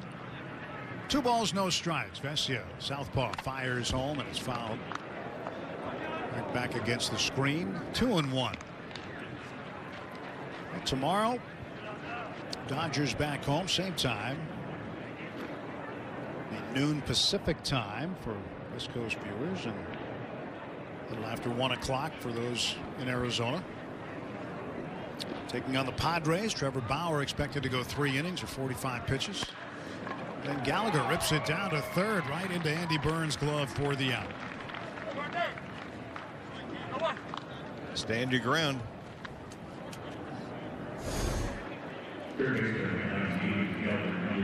Boy, just getting set. You know, sometimes the day games, it's not that easy to see the baseball coming off the bat because of the background, especially if the fans are still sitting in the bright sunshine. We have the advantage right now, at least third base looking in and first base as well. The roof at the stadium is surprise, casting some shadows. Kelvin Gutierrez, the third baseman. First time at the plate today. 287 in AAA a couple of years ago, but the numbers in terms of power were big. 43 home runs in a AAA season. I understand this year, again, we talked about the fact that the AAA season will be moved back a month. They're supposed to start about May 4th, May 5th in there. I believe they're going to be pushing back the end of it too. I don't know if it's going to be a full month or not, but I think new schedules will be issued in the coming days for AAA markets, including in Oklahoma City. But there will be minor league baseball this year. AA and single A already were scheduled not to begin until May anyway. But now all minor league baseball will start in May this year. 1-2 and a strike call to Gutierrez. He'll take strike 3 looking and head back to the dugout. Yeah, to get the strikeout, Federovich was asking for the ball to be upstairs. This one was right at the knees, but it worked. This year with the strikeout. You know, one thing too, Rick, about AAA baseball, the way they realigned it geographically. 10 teams in the western United States are going to call it AAA West. So it won't be referred to as the Pacific Coast League. After so many years. History of the PCO. But they'll refer to it as AAA West for now. And they'll have 10 teams, and then the rest of AAA, which will be Midwest and East, will encompass 20 teams. This ball is smacked on the ground to the right side. That's a base hit. Kyle Isbell, the center fielder, is aboard.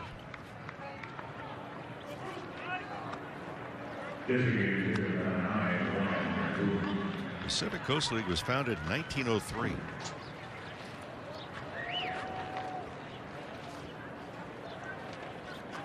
Well, it's got some history as far as a hitting streak is concerned. We know about Joe DiMaggio. You talked about Joe. I take it back.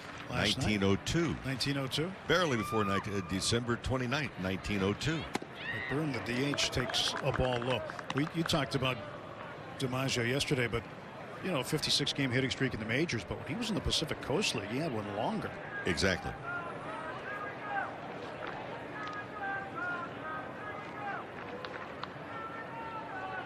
Like what, the LA Stars were in that? And the 56-game streak was ended on a spectacular play. And what would have been a base hit to extend it to 57 games.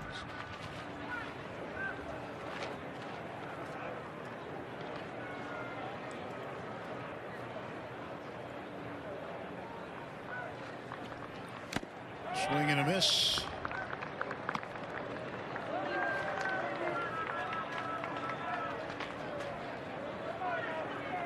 And Joe DiMaggio is with the San Francisco Seals in the PCL.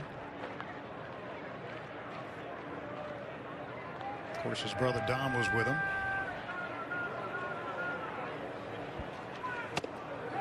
McBroom takes inside. Now the count goes to 2 balls and 2 strikes.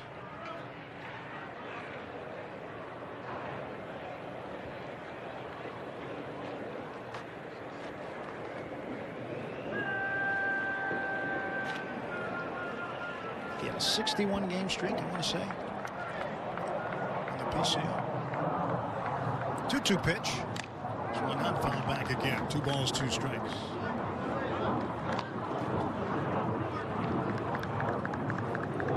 So Oklahoma City will be part of AAA West.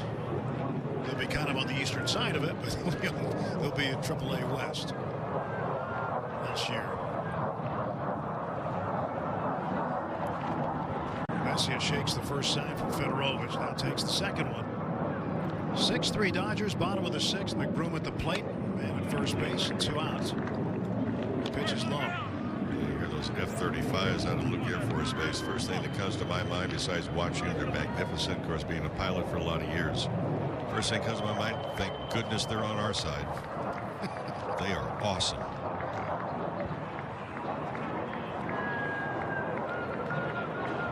A payoff pitch to McBroom. Popped him up. Battling the sun is Bush, and the Sun won.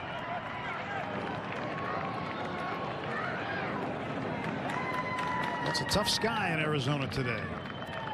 Referred to as a high sky. The reason they referred to it that way with no clouds, there's no depth perception. It's just endless miles of sky.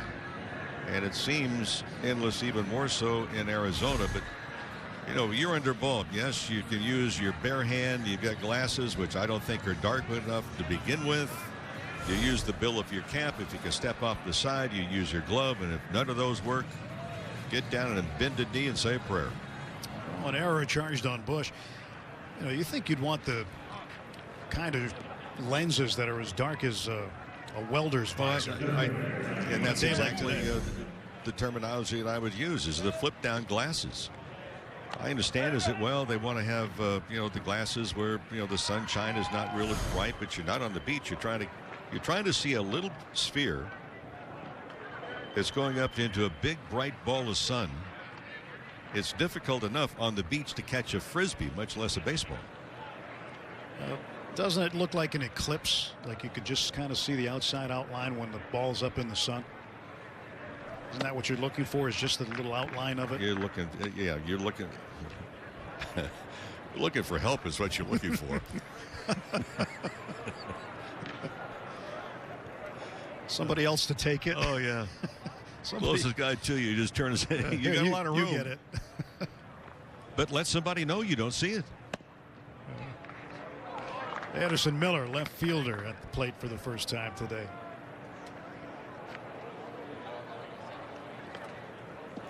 Well, first and third. And Isbell did a good job of that. Anyway, 2 outs. The ball was up in the air, so he just kept on running. He went from first to third on the play. And this one's popped up again. Uh-oh. Who's got it? Estevez lets Rex come in and take it. So Estevez said, yep, you got it, all the way. On to the 7th. Surprise. Dodgers 6, Royals 3. Veteran Greg Holland will take over out of the Royals bullpen as we start the 7th inning. 6-3, Dodgers in front. 28 games last year with the Royals. After coming back after stints with the Diamondbacks, Nationals, Cardinals, and Rockies. He was with the Royals for a while. Came up in 2012. Originally debuting a couple of years earlier. But he was back and forth with Omaha in 10 and 11. Before finally pitching a full season in 2012 with Kansas City. Now back where it all started for him. And he delivers strike 1 to Zach Rex.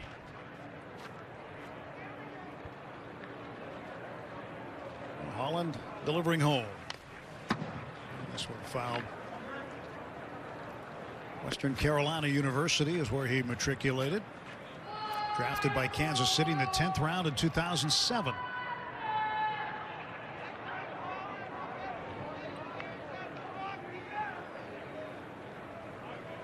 He comes from a town of about 8,000 people in North Carolina.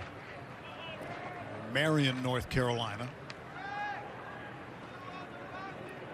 Said as a kid growing up, he definitely didn't play video games. He loved to play ball, so that's what he did. Fires one in the dirt, 1 ball and 2 strikes.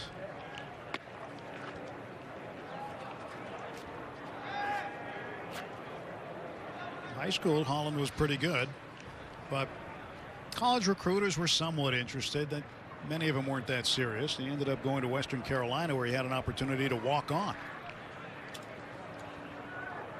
That's when he really developed. 1-2 pitch. Fouled at the plate by Rex.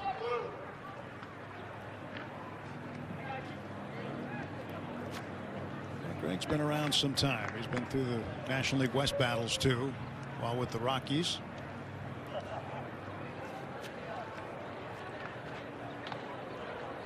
Got a high 90s fastball, good slider. Throw the curveball in there too. The 1-2 pitch. Off-speed pitch. He got Rex to swing and miss, and that's out number 1 for the Dodgers in the 7th.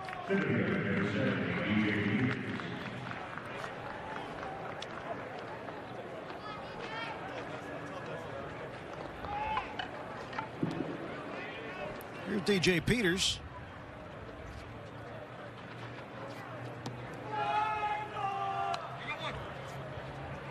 He's getting to be about due again after he hit a home run a few games ago. At 11 in the minor leagues 2 years ago. And he swings and hits a high fly ball to left. Looks like the ballpark will hold it.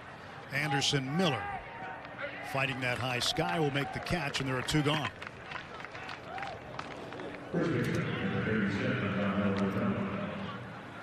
Angel Rovello, first baseman now.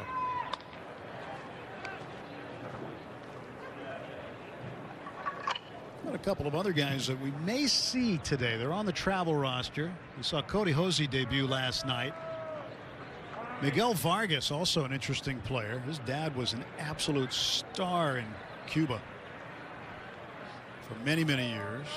He is on the trip today. We may see them in the late innings. What do you think of those shades, Rick? They look nice. What I do like is you mentioned earlier about the bigger lenses, so you're not going to get obstructed views. Ravel hits one high in the air, shallow right field.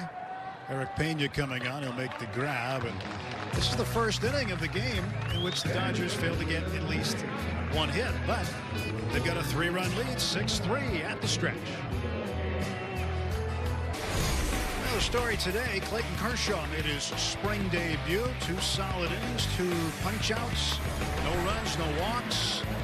Just 22 pitches to get through 2 innings. In fact, he had a 7-pitch first inning, and he had to go out to the bullpen to complete his work. What a good start for him. And now Andre Jackson will take over, the former University of Utah Ute. Draft choice of the Texas Rangers, and 2 seasons ago an A-ball. Had 10 starts, went 4-0. Put up some really good numbers in A-ball, so he's ready to move up a little bit. And here he is pitching against the Royals in the bottom of the 7th inning. Mostly an outfielder when he was in college. But one of the things the Dodgers saw, as we understand, they liked his arm strength. Well, how many times have you seen that where a guy plays a position and then ends up pitching because you like the makeup, you like the Jansen right at the top of the that list. Pedro Baez, who is now departed. Same was a third baseman. Yeah. I was talking to Ned Coletti about Francisco Liriano the other day. He said he signed him originally. He was an outfielder. And then there's another former Dodger pitcher, played for your son Mike at Golden West, James McDonald. He was an outfielder. You know what I like about that last pitch too? Here's a guy that can light up the radar gun as much as 97, 98. He threw an off-speed pitch. And that's a field pitch. You get a young pitcher that has a pretty good feel of a changeup, you got something to work with. Delivers a strike at the knees to Nick Prado. 1 ball and 2 strikes. Andre Jackson went to Cienega High School in Vail, Arizona. He winds and fires, and this one's fouled away. Well, originally drafted by the Rangers, as I mentioned, he was a 32nd round pick in 2014. He didn't sign. Went to Utah. Dodgers got him in the 12th round 3 years later, 2017.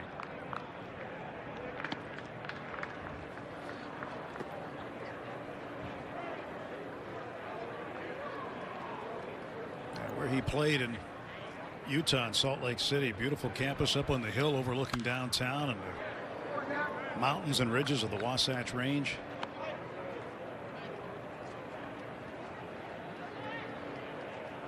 It's a neat setting. 2 balls and 2 strikes now to Prado. Nobody on, nobody out for Kansas City. Foul ball, still 2-2. So here's a guy that comes in. The second pitch he made was a changeup. And the swings that Prado has had, he's been a little late on every fastball. Fedorovich has asked for the ball to be upstairs. That's where Jackson has thrown it.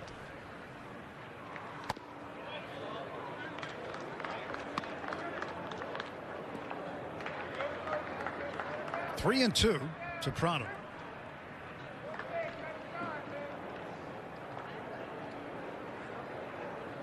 Here's the payoff.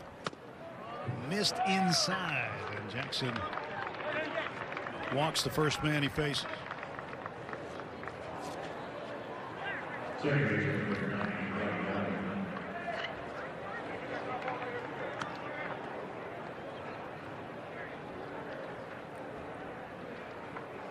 Runner aboard and nobody out. And this should be Clay Dungan.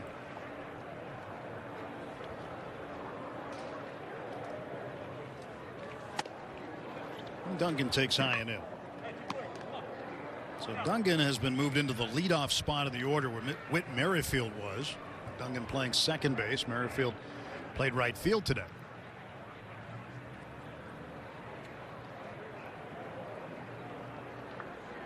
Jackson's pitch. Check swing, foul ball. 1 ball, 1 strike. Now Jackson ended up missing his junior year at Utah. He had Tommy John surgery. Two-way player and had to sit out and wait.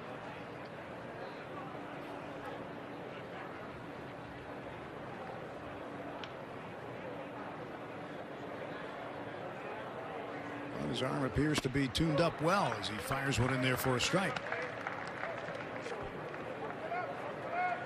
I hope you're enjoying some Dodger spring training baseball, no matter where you're watching us or listening to us on the TV radio simulcast. Throw to first base and a runner back. Tomorrow against the Padres, TV only. We'll have another simulcast on Sunday when the Dodgers are right back at this very stadium to take on the co-tenants, the Texas Rangers. Rangers and Kansas City share this facility. Much like the Dodgers and White Sox share Camelback Ranch. 2-2. Popped up left field. Got a little carry to it. Drifting back on it is Rex, and several feet in front of the warning path will make the catch. Going back to first base is Prado. 1 out. Well, the White Sox are a team a lot of people are talking about, Rick. Yes, they are. Pretty exciting team.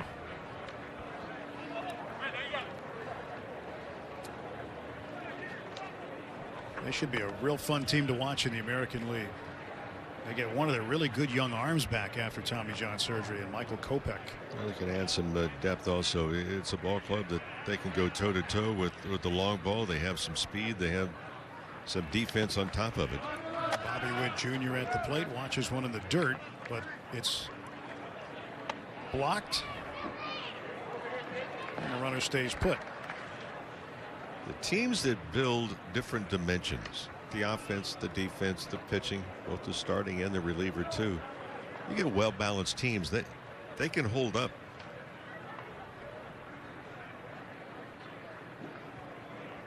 Witt, right-handed batter. A couple of years ago was facing high school pitching. Second overall pick in 2019. He figures to be a thorn in the side of many in the American League in the coming years. Royals continue to develop him as he takes a strike over the outside part of the plate. Yeah, we talked earlier about the Royals and hoping that they can get to a 500 season, maybe better than that, but you got to step it up. They were 16th in baseball in batting average, 24th in runs, 20th in home runs, ERA better, 12th in the earned run average. Witt goes the other way on the ground. Base hit, opposite field. So Bobby Witt has himself a single. But here's the disparity between these two teams playing here today. For the Kansas City Royals, their run support, they were 28th in baseball. They averaged 4.32 runs per game.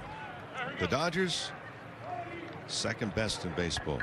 Almost 6 runs a game, 5.83. That is a big, big number to overcome. And when you're putting a lot of tallies on the board, it puts a big, big burden on the opposing team. Here's Eric Pena from the capital city in the Dominican Republic, Santo Domingo.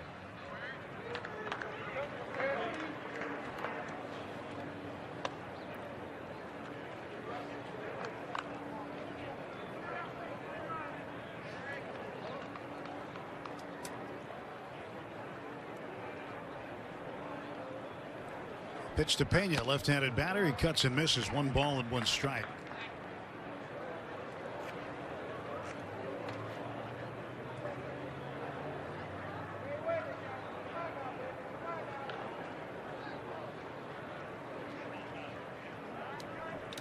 Pena waits and swing and a miss. First and second, 1 man out, and a 1-2 count now on Eric Pena.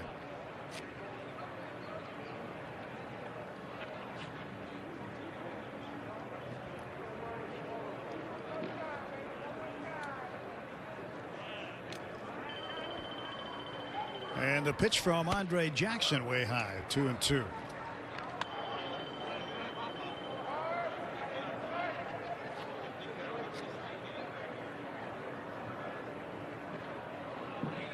Eric Javier Pena, just 21 years of age, waits, and he's late on that Andre Jackson fastball, and he strikes out. That's why Federovich in this half inning has been encouraging a lot of pitches upstairs because the hitter just not able to get up on top of the baseball. A very lively arm.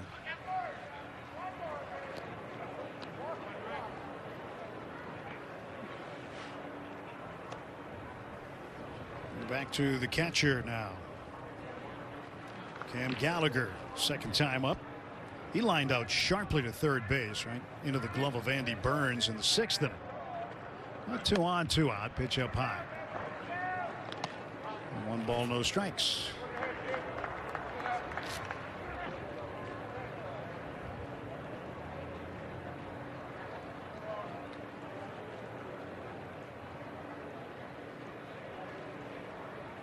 Jackson pumps one home, a swing and a miss, and it's 1-1.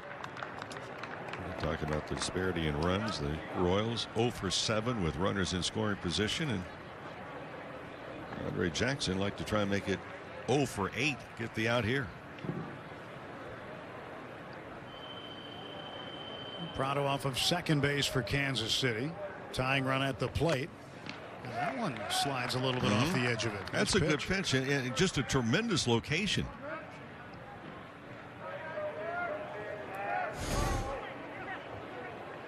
Federovich sitting outside, and the pitch even a little bit more to the outside. Federovich giving him a little high sign. Attaboy.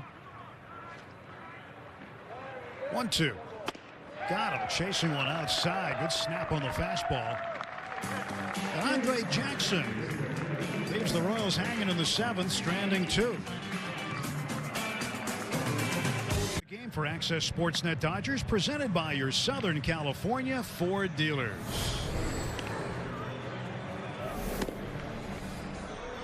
Rick Monday, I'm Tim Neverett. Kirsten Watson with us as well. Kyle Zimmer is also with us. He's on the mound. 16 appearances last year. Right-hander for the Royals. Trying to get something done here as we go to the top half of the 8th inning. It's just the first time we've said that all spring. Top of the 8th.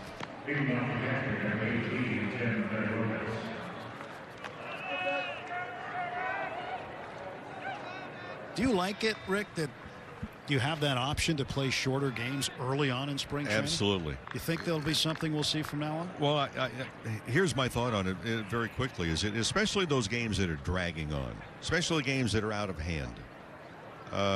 What is to be gained by having the guys out there and basically punishing them? It gets away from the training to get to the point to get ready for the season.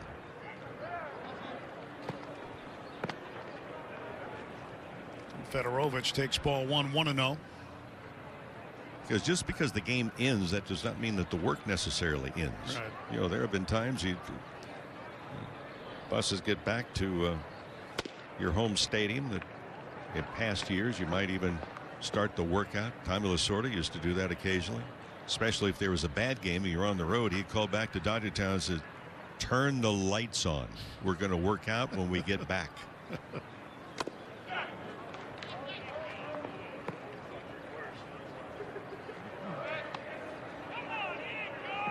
1-2 now to Fedorovich. He didn't think he went around on the check swing, but he might have. Good chance.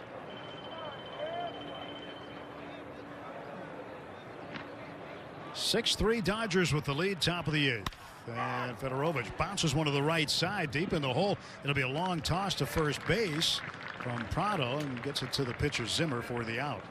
Fedorovich is out 3-1, 1 down. Because if you're in spring training, what's the advantage of just taking a pounding or giving a pounding to the other team for a bat?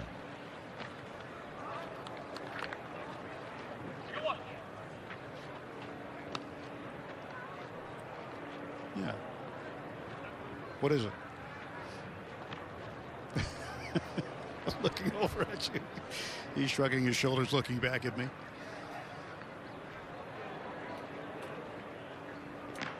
Well, you know, it's a long afternoon in spring training. Yeah. Is if you're part of a defensive change in the 5th inning and the game gets really out of hand and it's hot and maybe windy or maybe just a crummy day, and you look into the dugout and there are no other replacement players that could take over for you. You've got to go the route. That's when you go mindset, you know, I'm just going to take one for the team. Somebody has to be there. Cody Hosey right here, first round pick. He swings and drives one down the left field line and deep, and this ball is gone. Cody Hosey with a home run. Well, isn't that nice to see? From Griffith, Indiana, Griffith High School, his head coach, Brian Jennings, probably just jumped up out of his chair. Well, on the replay for those that are on the television side, look at the extension that Hosey gets in the barrel of the bat getting through the hitting zone. I mean, that is just a pure swing.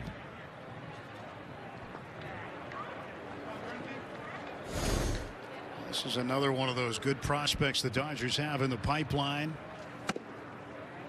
Really good prospect, first round pick, 25th overall in 2019.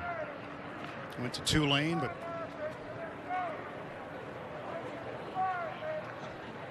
he was a star from a small high school in Griffith. 2016 grad there. When he hit the ball like that, it is so smooth. It's like the golfers.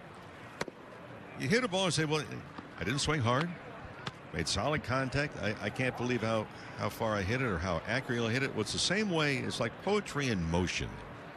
Effortless is the feeling when you extend the barrel of the bat, stay right on the ball, and hit it out of the ballpark. I'm sure the Royals folks remember they drafted him originally and he didn't sign, and then that left the door open for the Dodgers to grab him in 2019. So his coach a couple nights ago, Brian Jennings, searched me out on Twitter as Andy Burns walks, and he sent me a note about him and said that Cody was a top 10 student in school, just an all-American Midwest kid. Grew up an hour from Wrigley Field. He worked hard, and his coach said, I tried my best not to screw him up. Get out of the way and let him play. Yeah. Said that in his high school career that spanned 120 games. Now, for high school in the Midwest, that's a lot of games. He said he hit 385, 7 home runs, 102 runs batted in an average of about 45-degree weather.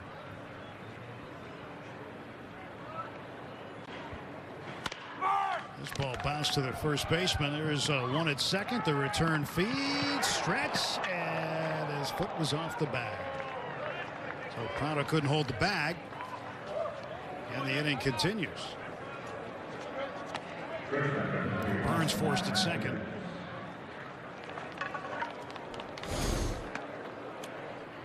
And Michael Busch aboard. Nice play, just trying to step inside, make sure you don't hit the runner going down the line, but a high throw and just off the bag.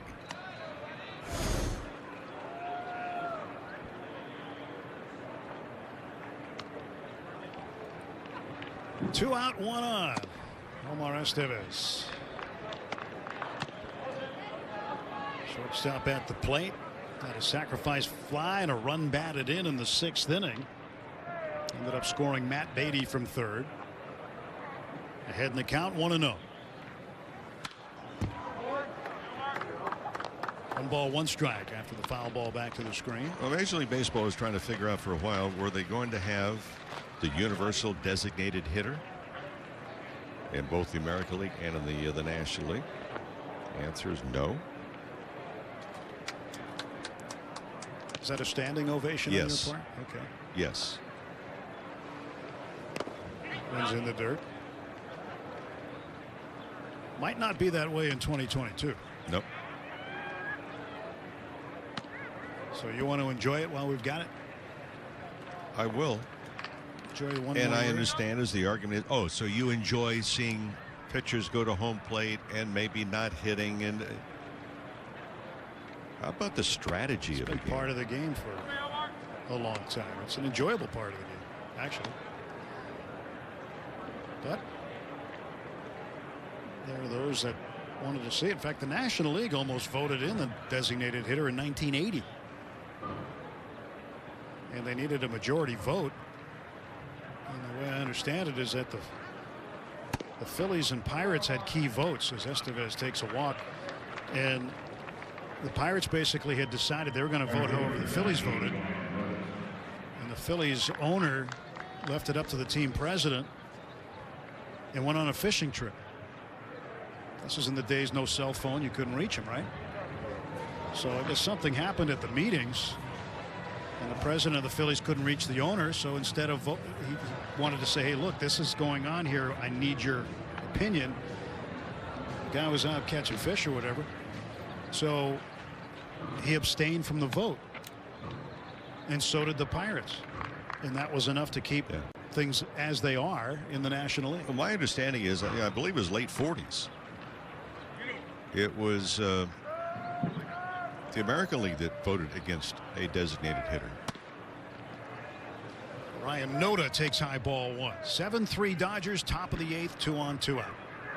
And the feeling was, and I guess from a technical standpoint, the designated hitter is still the longest running experiment in professional sports. And it was brought in to say, well, more runs means more excitement for the fans. I don't subscribe to that theory necessarily. Well, one big thing that changes from the American League to the National League in your lineup that's very different. Absolutely. Very different is the number 8 spot in the order. And it would have been difficult to, and if you look at general managers in the National League, they were really at a disadvantage during the winter months and going into spring training, not knowing if they were going to have to include a designated hitter on their roster if it was going to be universally accepted in both the American and the National League.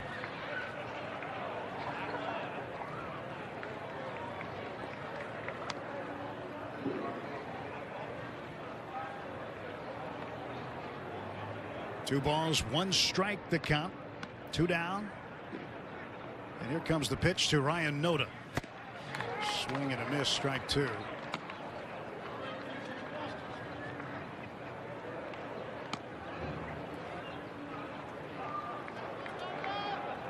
That number 8 spot in the batting order in the National League, it's a whole different mindset, whole different approach when you're batting in front of the pitcher. It is. And are you going to hit for your pitcher? And Noda takes strike 3 on the inside corner. So the Dodgers done in the 8th, led to the bottom of the inning. It's LA 7, Kansas City 3.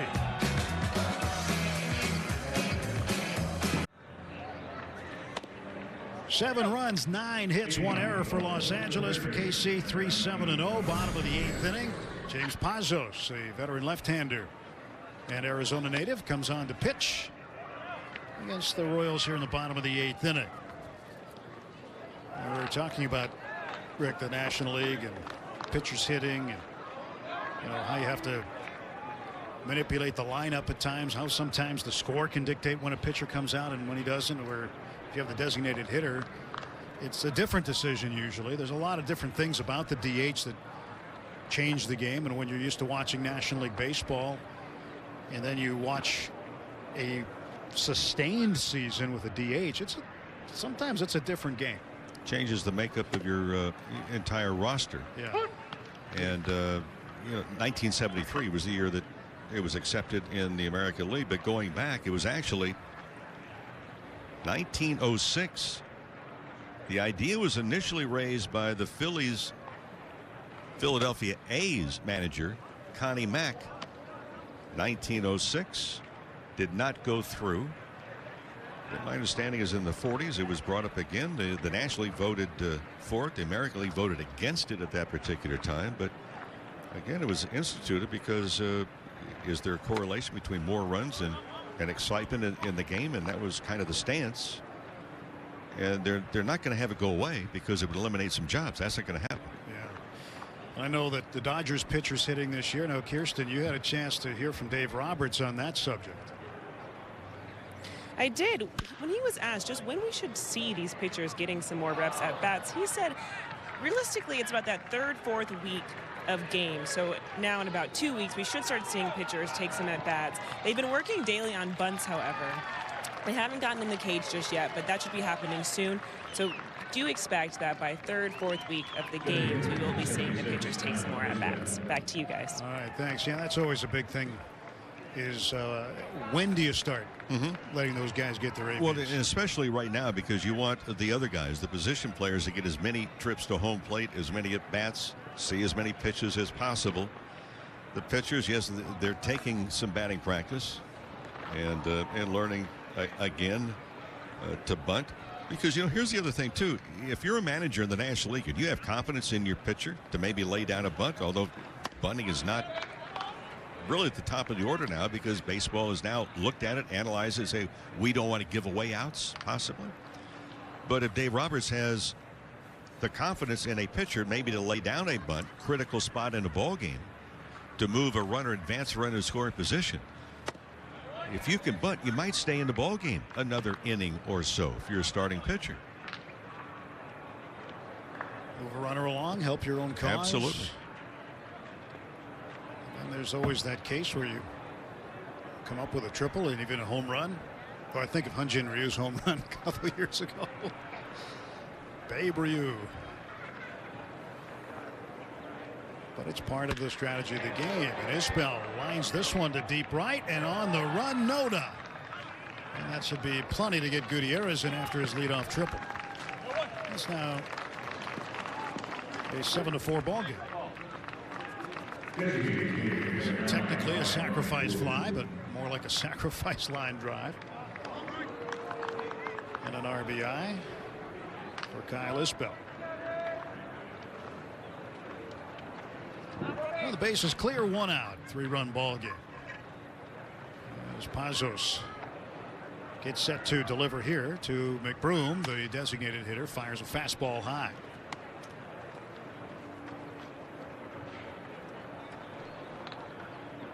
Oh for 3 today for McBroom.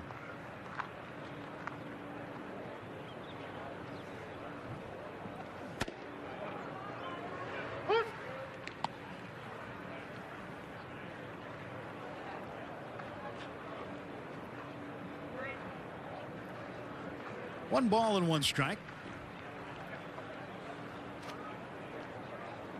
So we're here in the bottom of the 8th inning, 1 out.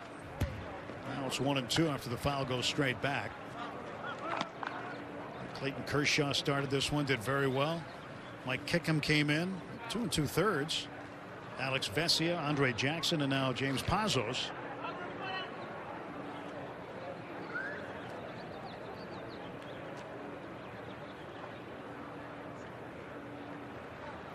Pazos set, peeks over at first. Nobody there. No one's on. Now he throws home. I guess sometimes lefties get into that habit. Just kind of peek over there anyway. They pitch out of the stretch at all times.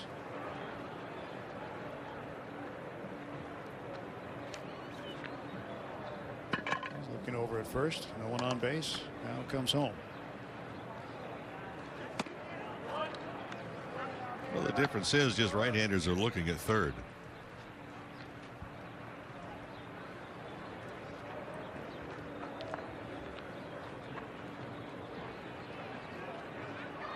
Here comes the 2-2 pitch. That's high.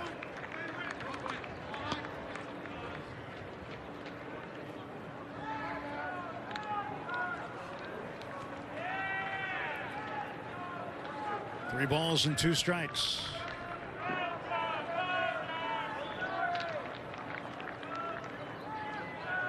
The payoff pitch to Ryan McBroom from James Pazos. And this one's hit in the air, left field. Plenty of room for Zach Rex. He'll grab it for the second out. Well, 2 men gone for Kansas City in the 8th. We'll have a pinch hitter here for Kansas City.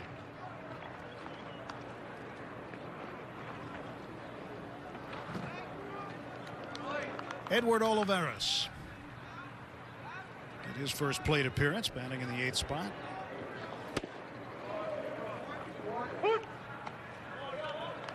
Takes a strike. Now the thing about the designated hitter, remember Ron Blomberg was the first guy for the Yankees. Faced Louis Tiant. Yep. And there was all this hype about the designated hitter in 1973. Yep. And he was the first guy, and he gets to the plate, and what does he do? He walked. He walks. El Tiante walked him.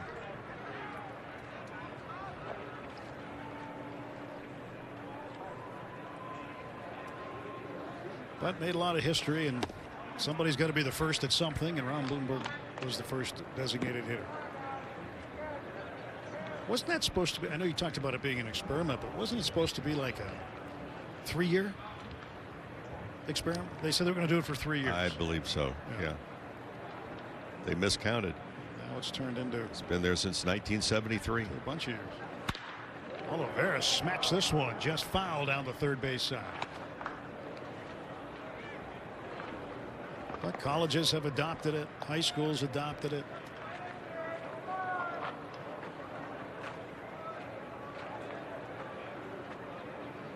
Seems like the last holdout will be the National League for at least one more year.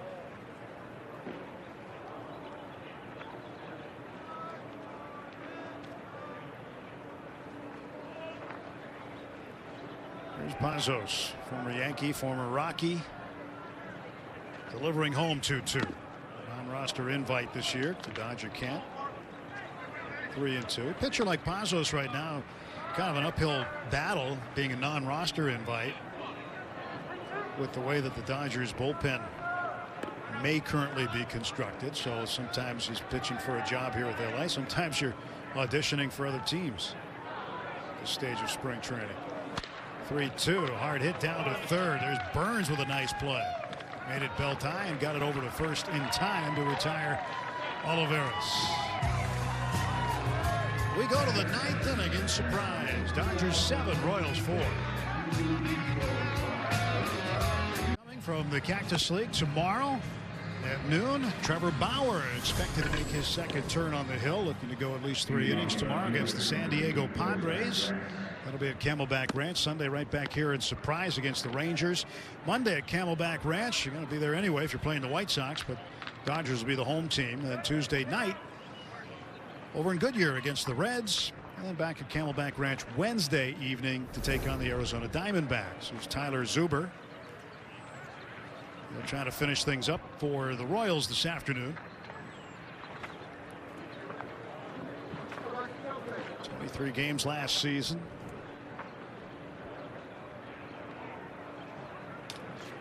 Zuber getting an opportunity in the top of the 9th inning. 25-year-old from Whitehall, Arkansas. Went to Arkansas State in Jonesboro. Facing Zach Rex. 7-4 Dodgers, top of the 9th inning. Dodgers looking for their 3rd win and to remain unbeaten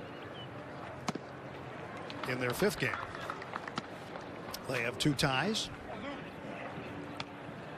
Probably see some more of those this spring before it's all said and done. It's all about developing and getting ready for the regular season. Pitch on the outside edge for a strike, says Alan Porter. 2-1.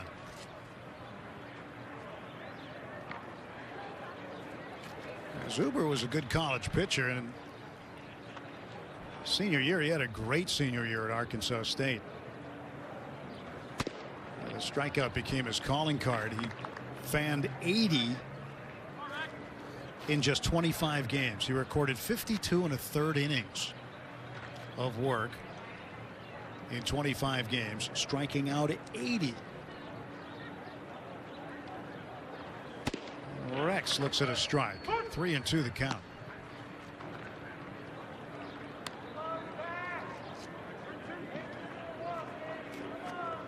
Zuber last year finally made his major league debut.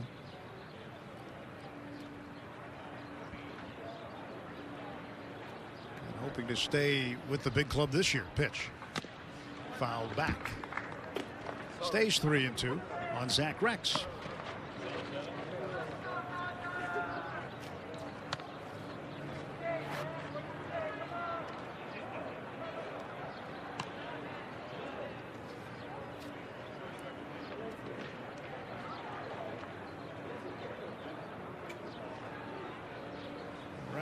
Waiting for this payoff pitch, and Zuber finally delivering.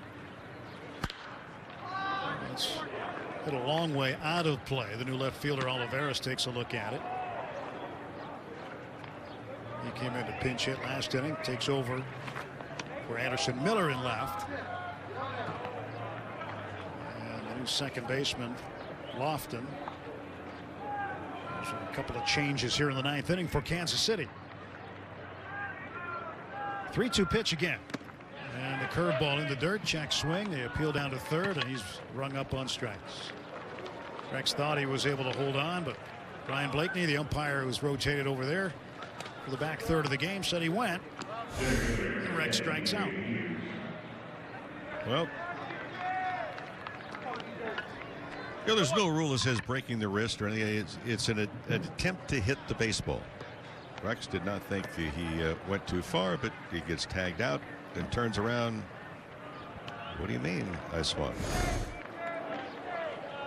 It's a 9th inning spring training strikeout in early March. Right there is no benefit of the doubt in this point. DJ Peters. He fires one in there for a strike. Zuber does, and it's 0-1 to Peters. DJ Peters stands 6 feet 6 inches.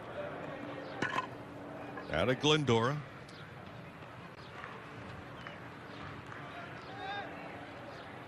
Zuber out of the stretch at all times. Sends a curveball home. And it's outside at low. 1 ball, 1 strike. Peters, as a kid growing up, he looked at one of the Dodger players, Sean Green. And DJ decorated his room with baseball cards of Sean Green.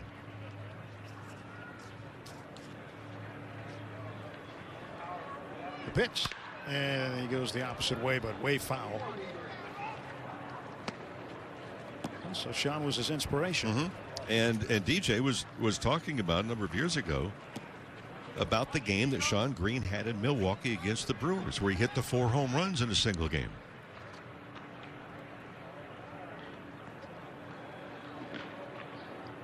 I think DJ was a little sheepish to tell Sean that he had his baseball cards all over his room. 2 balls, 2 strikes. point, some guys would look at that and say, I'm honored, you know, be looked up to like that.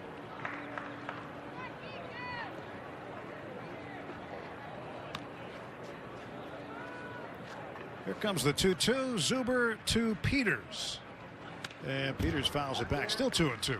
And Peters says he was about 6.5. That's when you know you're young, when you include the half. Yeah. Yeah. 5.5. Because 6 months is a long time when you're young. 6.5.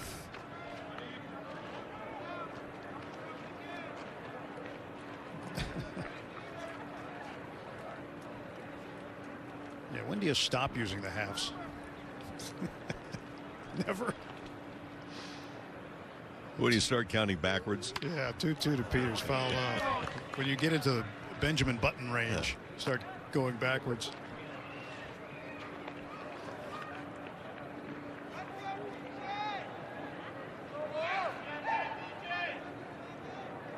I started counting backwards a while ago. I'm back to 28, I think. 29, 28. Well, pretty soon you'll be 6.5. I know. Again.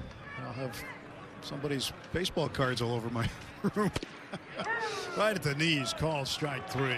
That's a pretty good location for Zuber. Really good, as a matter of fact, that he has struck out the first 2 men here. So 2 down, top of the 9th.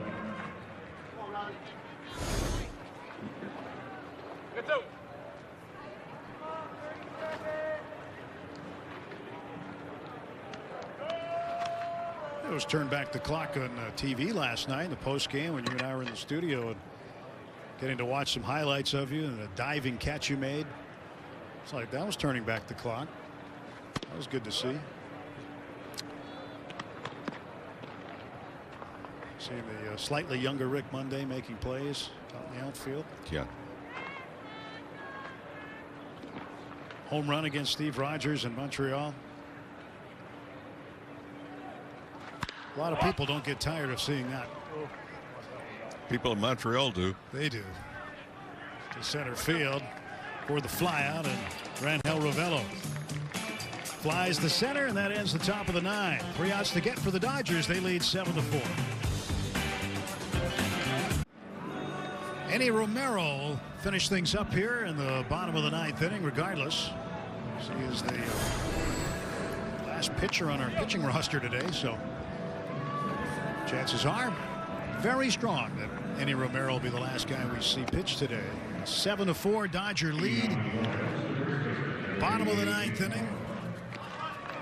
Romero been with the Royals in 2018, pitching against his former club, but he's been around. Spent 18 with the Pirates and Nationals, split there, just a few appearances with each team.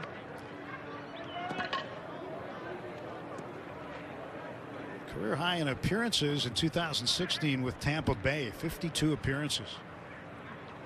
And last year, Enny pitched in Japan with the Chunichi Dragons. Facing the first baseman, Nick Pratto, here in the 9th.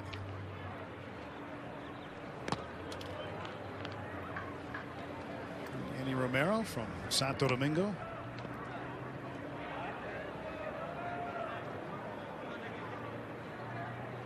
He's in the same boat, you'd think, as Pazos, left-handed reliever, non-roster invite.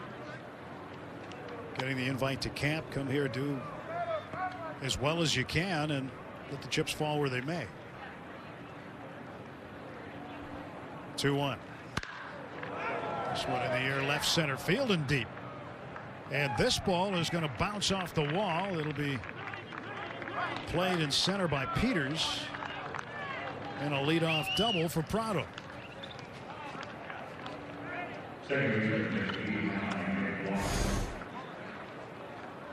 Going with the pitch, out away from him. Dodgers had to shift 3 men to the right side of the infield. With the AAA season, we touched upon this a little bit earlier. AAA season going to start 1 month later. There's going to be a considerable gap in time for the guys that have been here in camp early to really remain in shape. Lofton, who came in last inning defensively at second base, first ball swinging. Ravello's got it, and there's 1 out.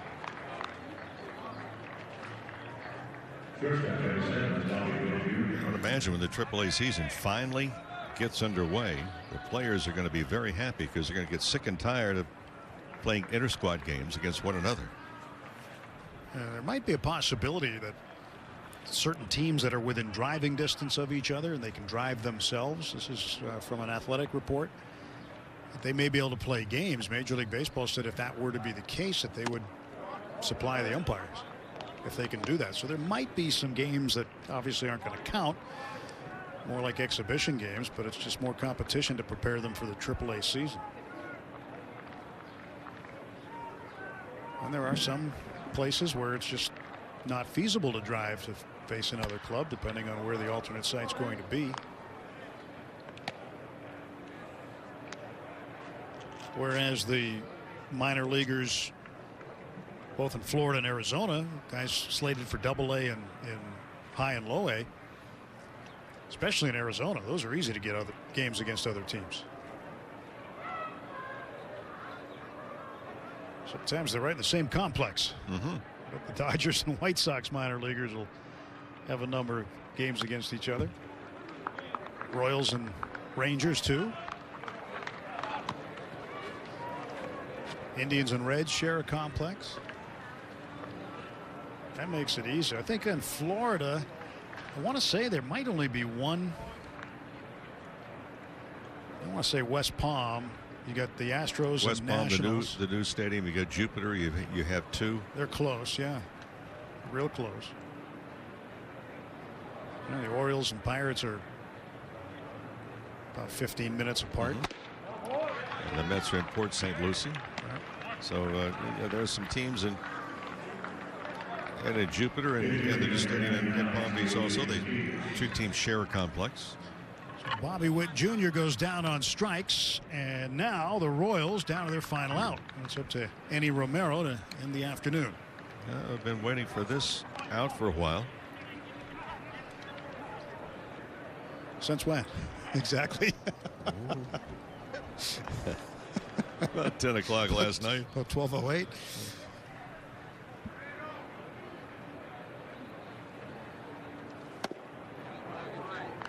Mike Matheny will get another pinch hitter in here. Hopefully not. It's like Sully Matthias.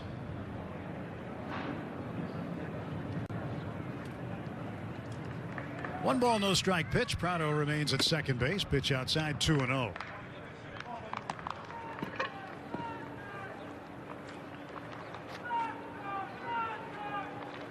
I think it was funny last night. Jerry Hairston Jr. selected as the play of the game, the last pitch of the game that made the last out in that 7-0 loss to the Cubs. And who could blame him? He said that was the play of the game because it ended it. Pitch is up high. And it's now 3-0. So Romero doesn't want to walk him here because that'll bring the tying run to the plate. 2 outs in the ninth, man at second. Here I am, there you are, and here it comes. Fedorovich sets the target, and the pitch is over the plate for a strike. Do it again. When you put the ball over the plate and it's put in play, chances are better than 70% the guy's going to be out. Here it is. And that is another good pitch by Romero, and now a strike away. 3-2 the count. Enny Romero looking to mop it up today. Clayton Kershaw got the start with 2 scoreless innings, striking out 2. And here we are with Romero, a strike away, and the payoff pitch. Bounced foul.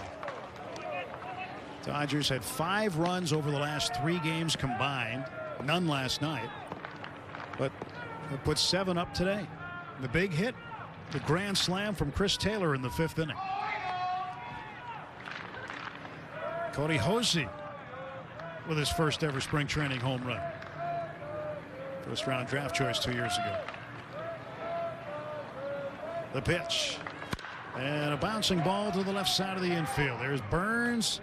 Throws a little low to first base. And the game not over as Ravello couldn't scoop it up out of the dirt.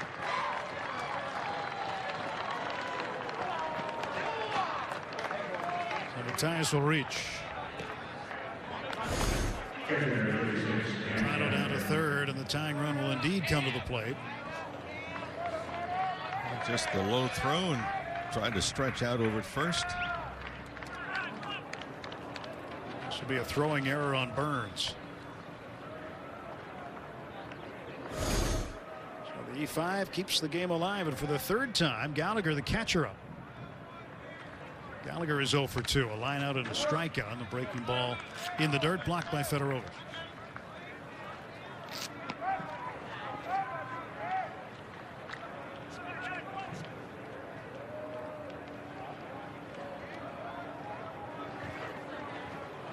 One ball and no strikes. Runners at the corners, 2 down. That's low and in. 2-0. So Romero will get a visit from Federowicz this time. Probably say, hey, just throw it over the plate here. Find a strike.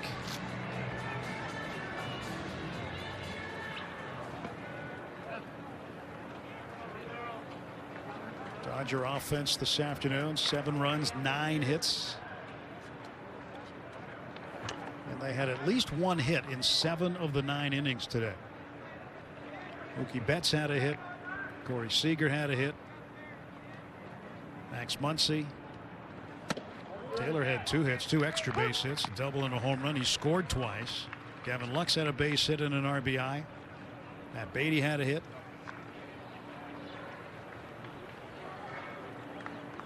Two-1 to Gallagher. Fouled back, and for the second time, we're a strike away. 2-2.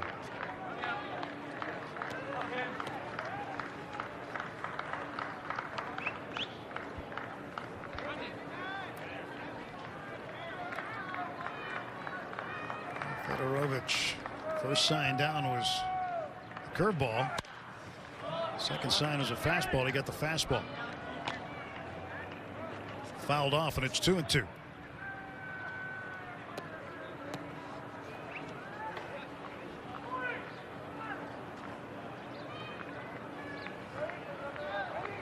That's the just throw it in here sign. Here it is.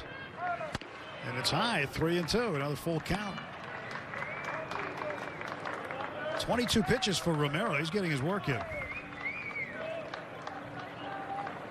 Gallagher represents what would be the tying run. Prado had come in to score, so 2-run game right now, 7-5.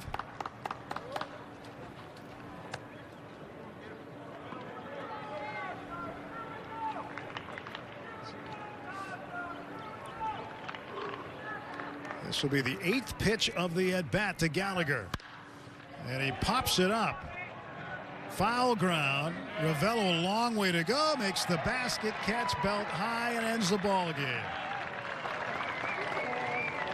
1 run, 2 hits, 1 left in the bottom of the 9th. But the Dodgers get 7 runs on 9 hits. Royals 5 runs, 9 hits. Dodgers get their 3rd spring training win.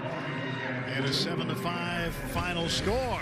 That'll do it from Surprise. We'll be with you tomorrow when the Dodgers face the Padres on SNLA at noon. For Kirsten Watson and Rick Monday, I'm Tim Neverett saying so long. Now stay tuned for Access Sportsnet Dodgers, presented by your Southern California Ford dealers, while David Vassegh wraps things up on radio.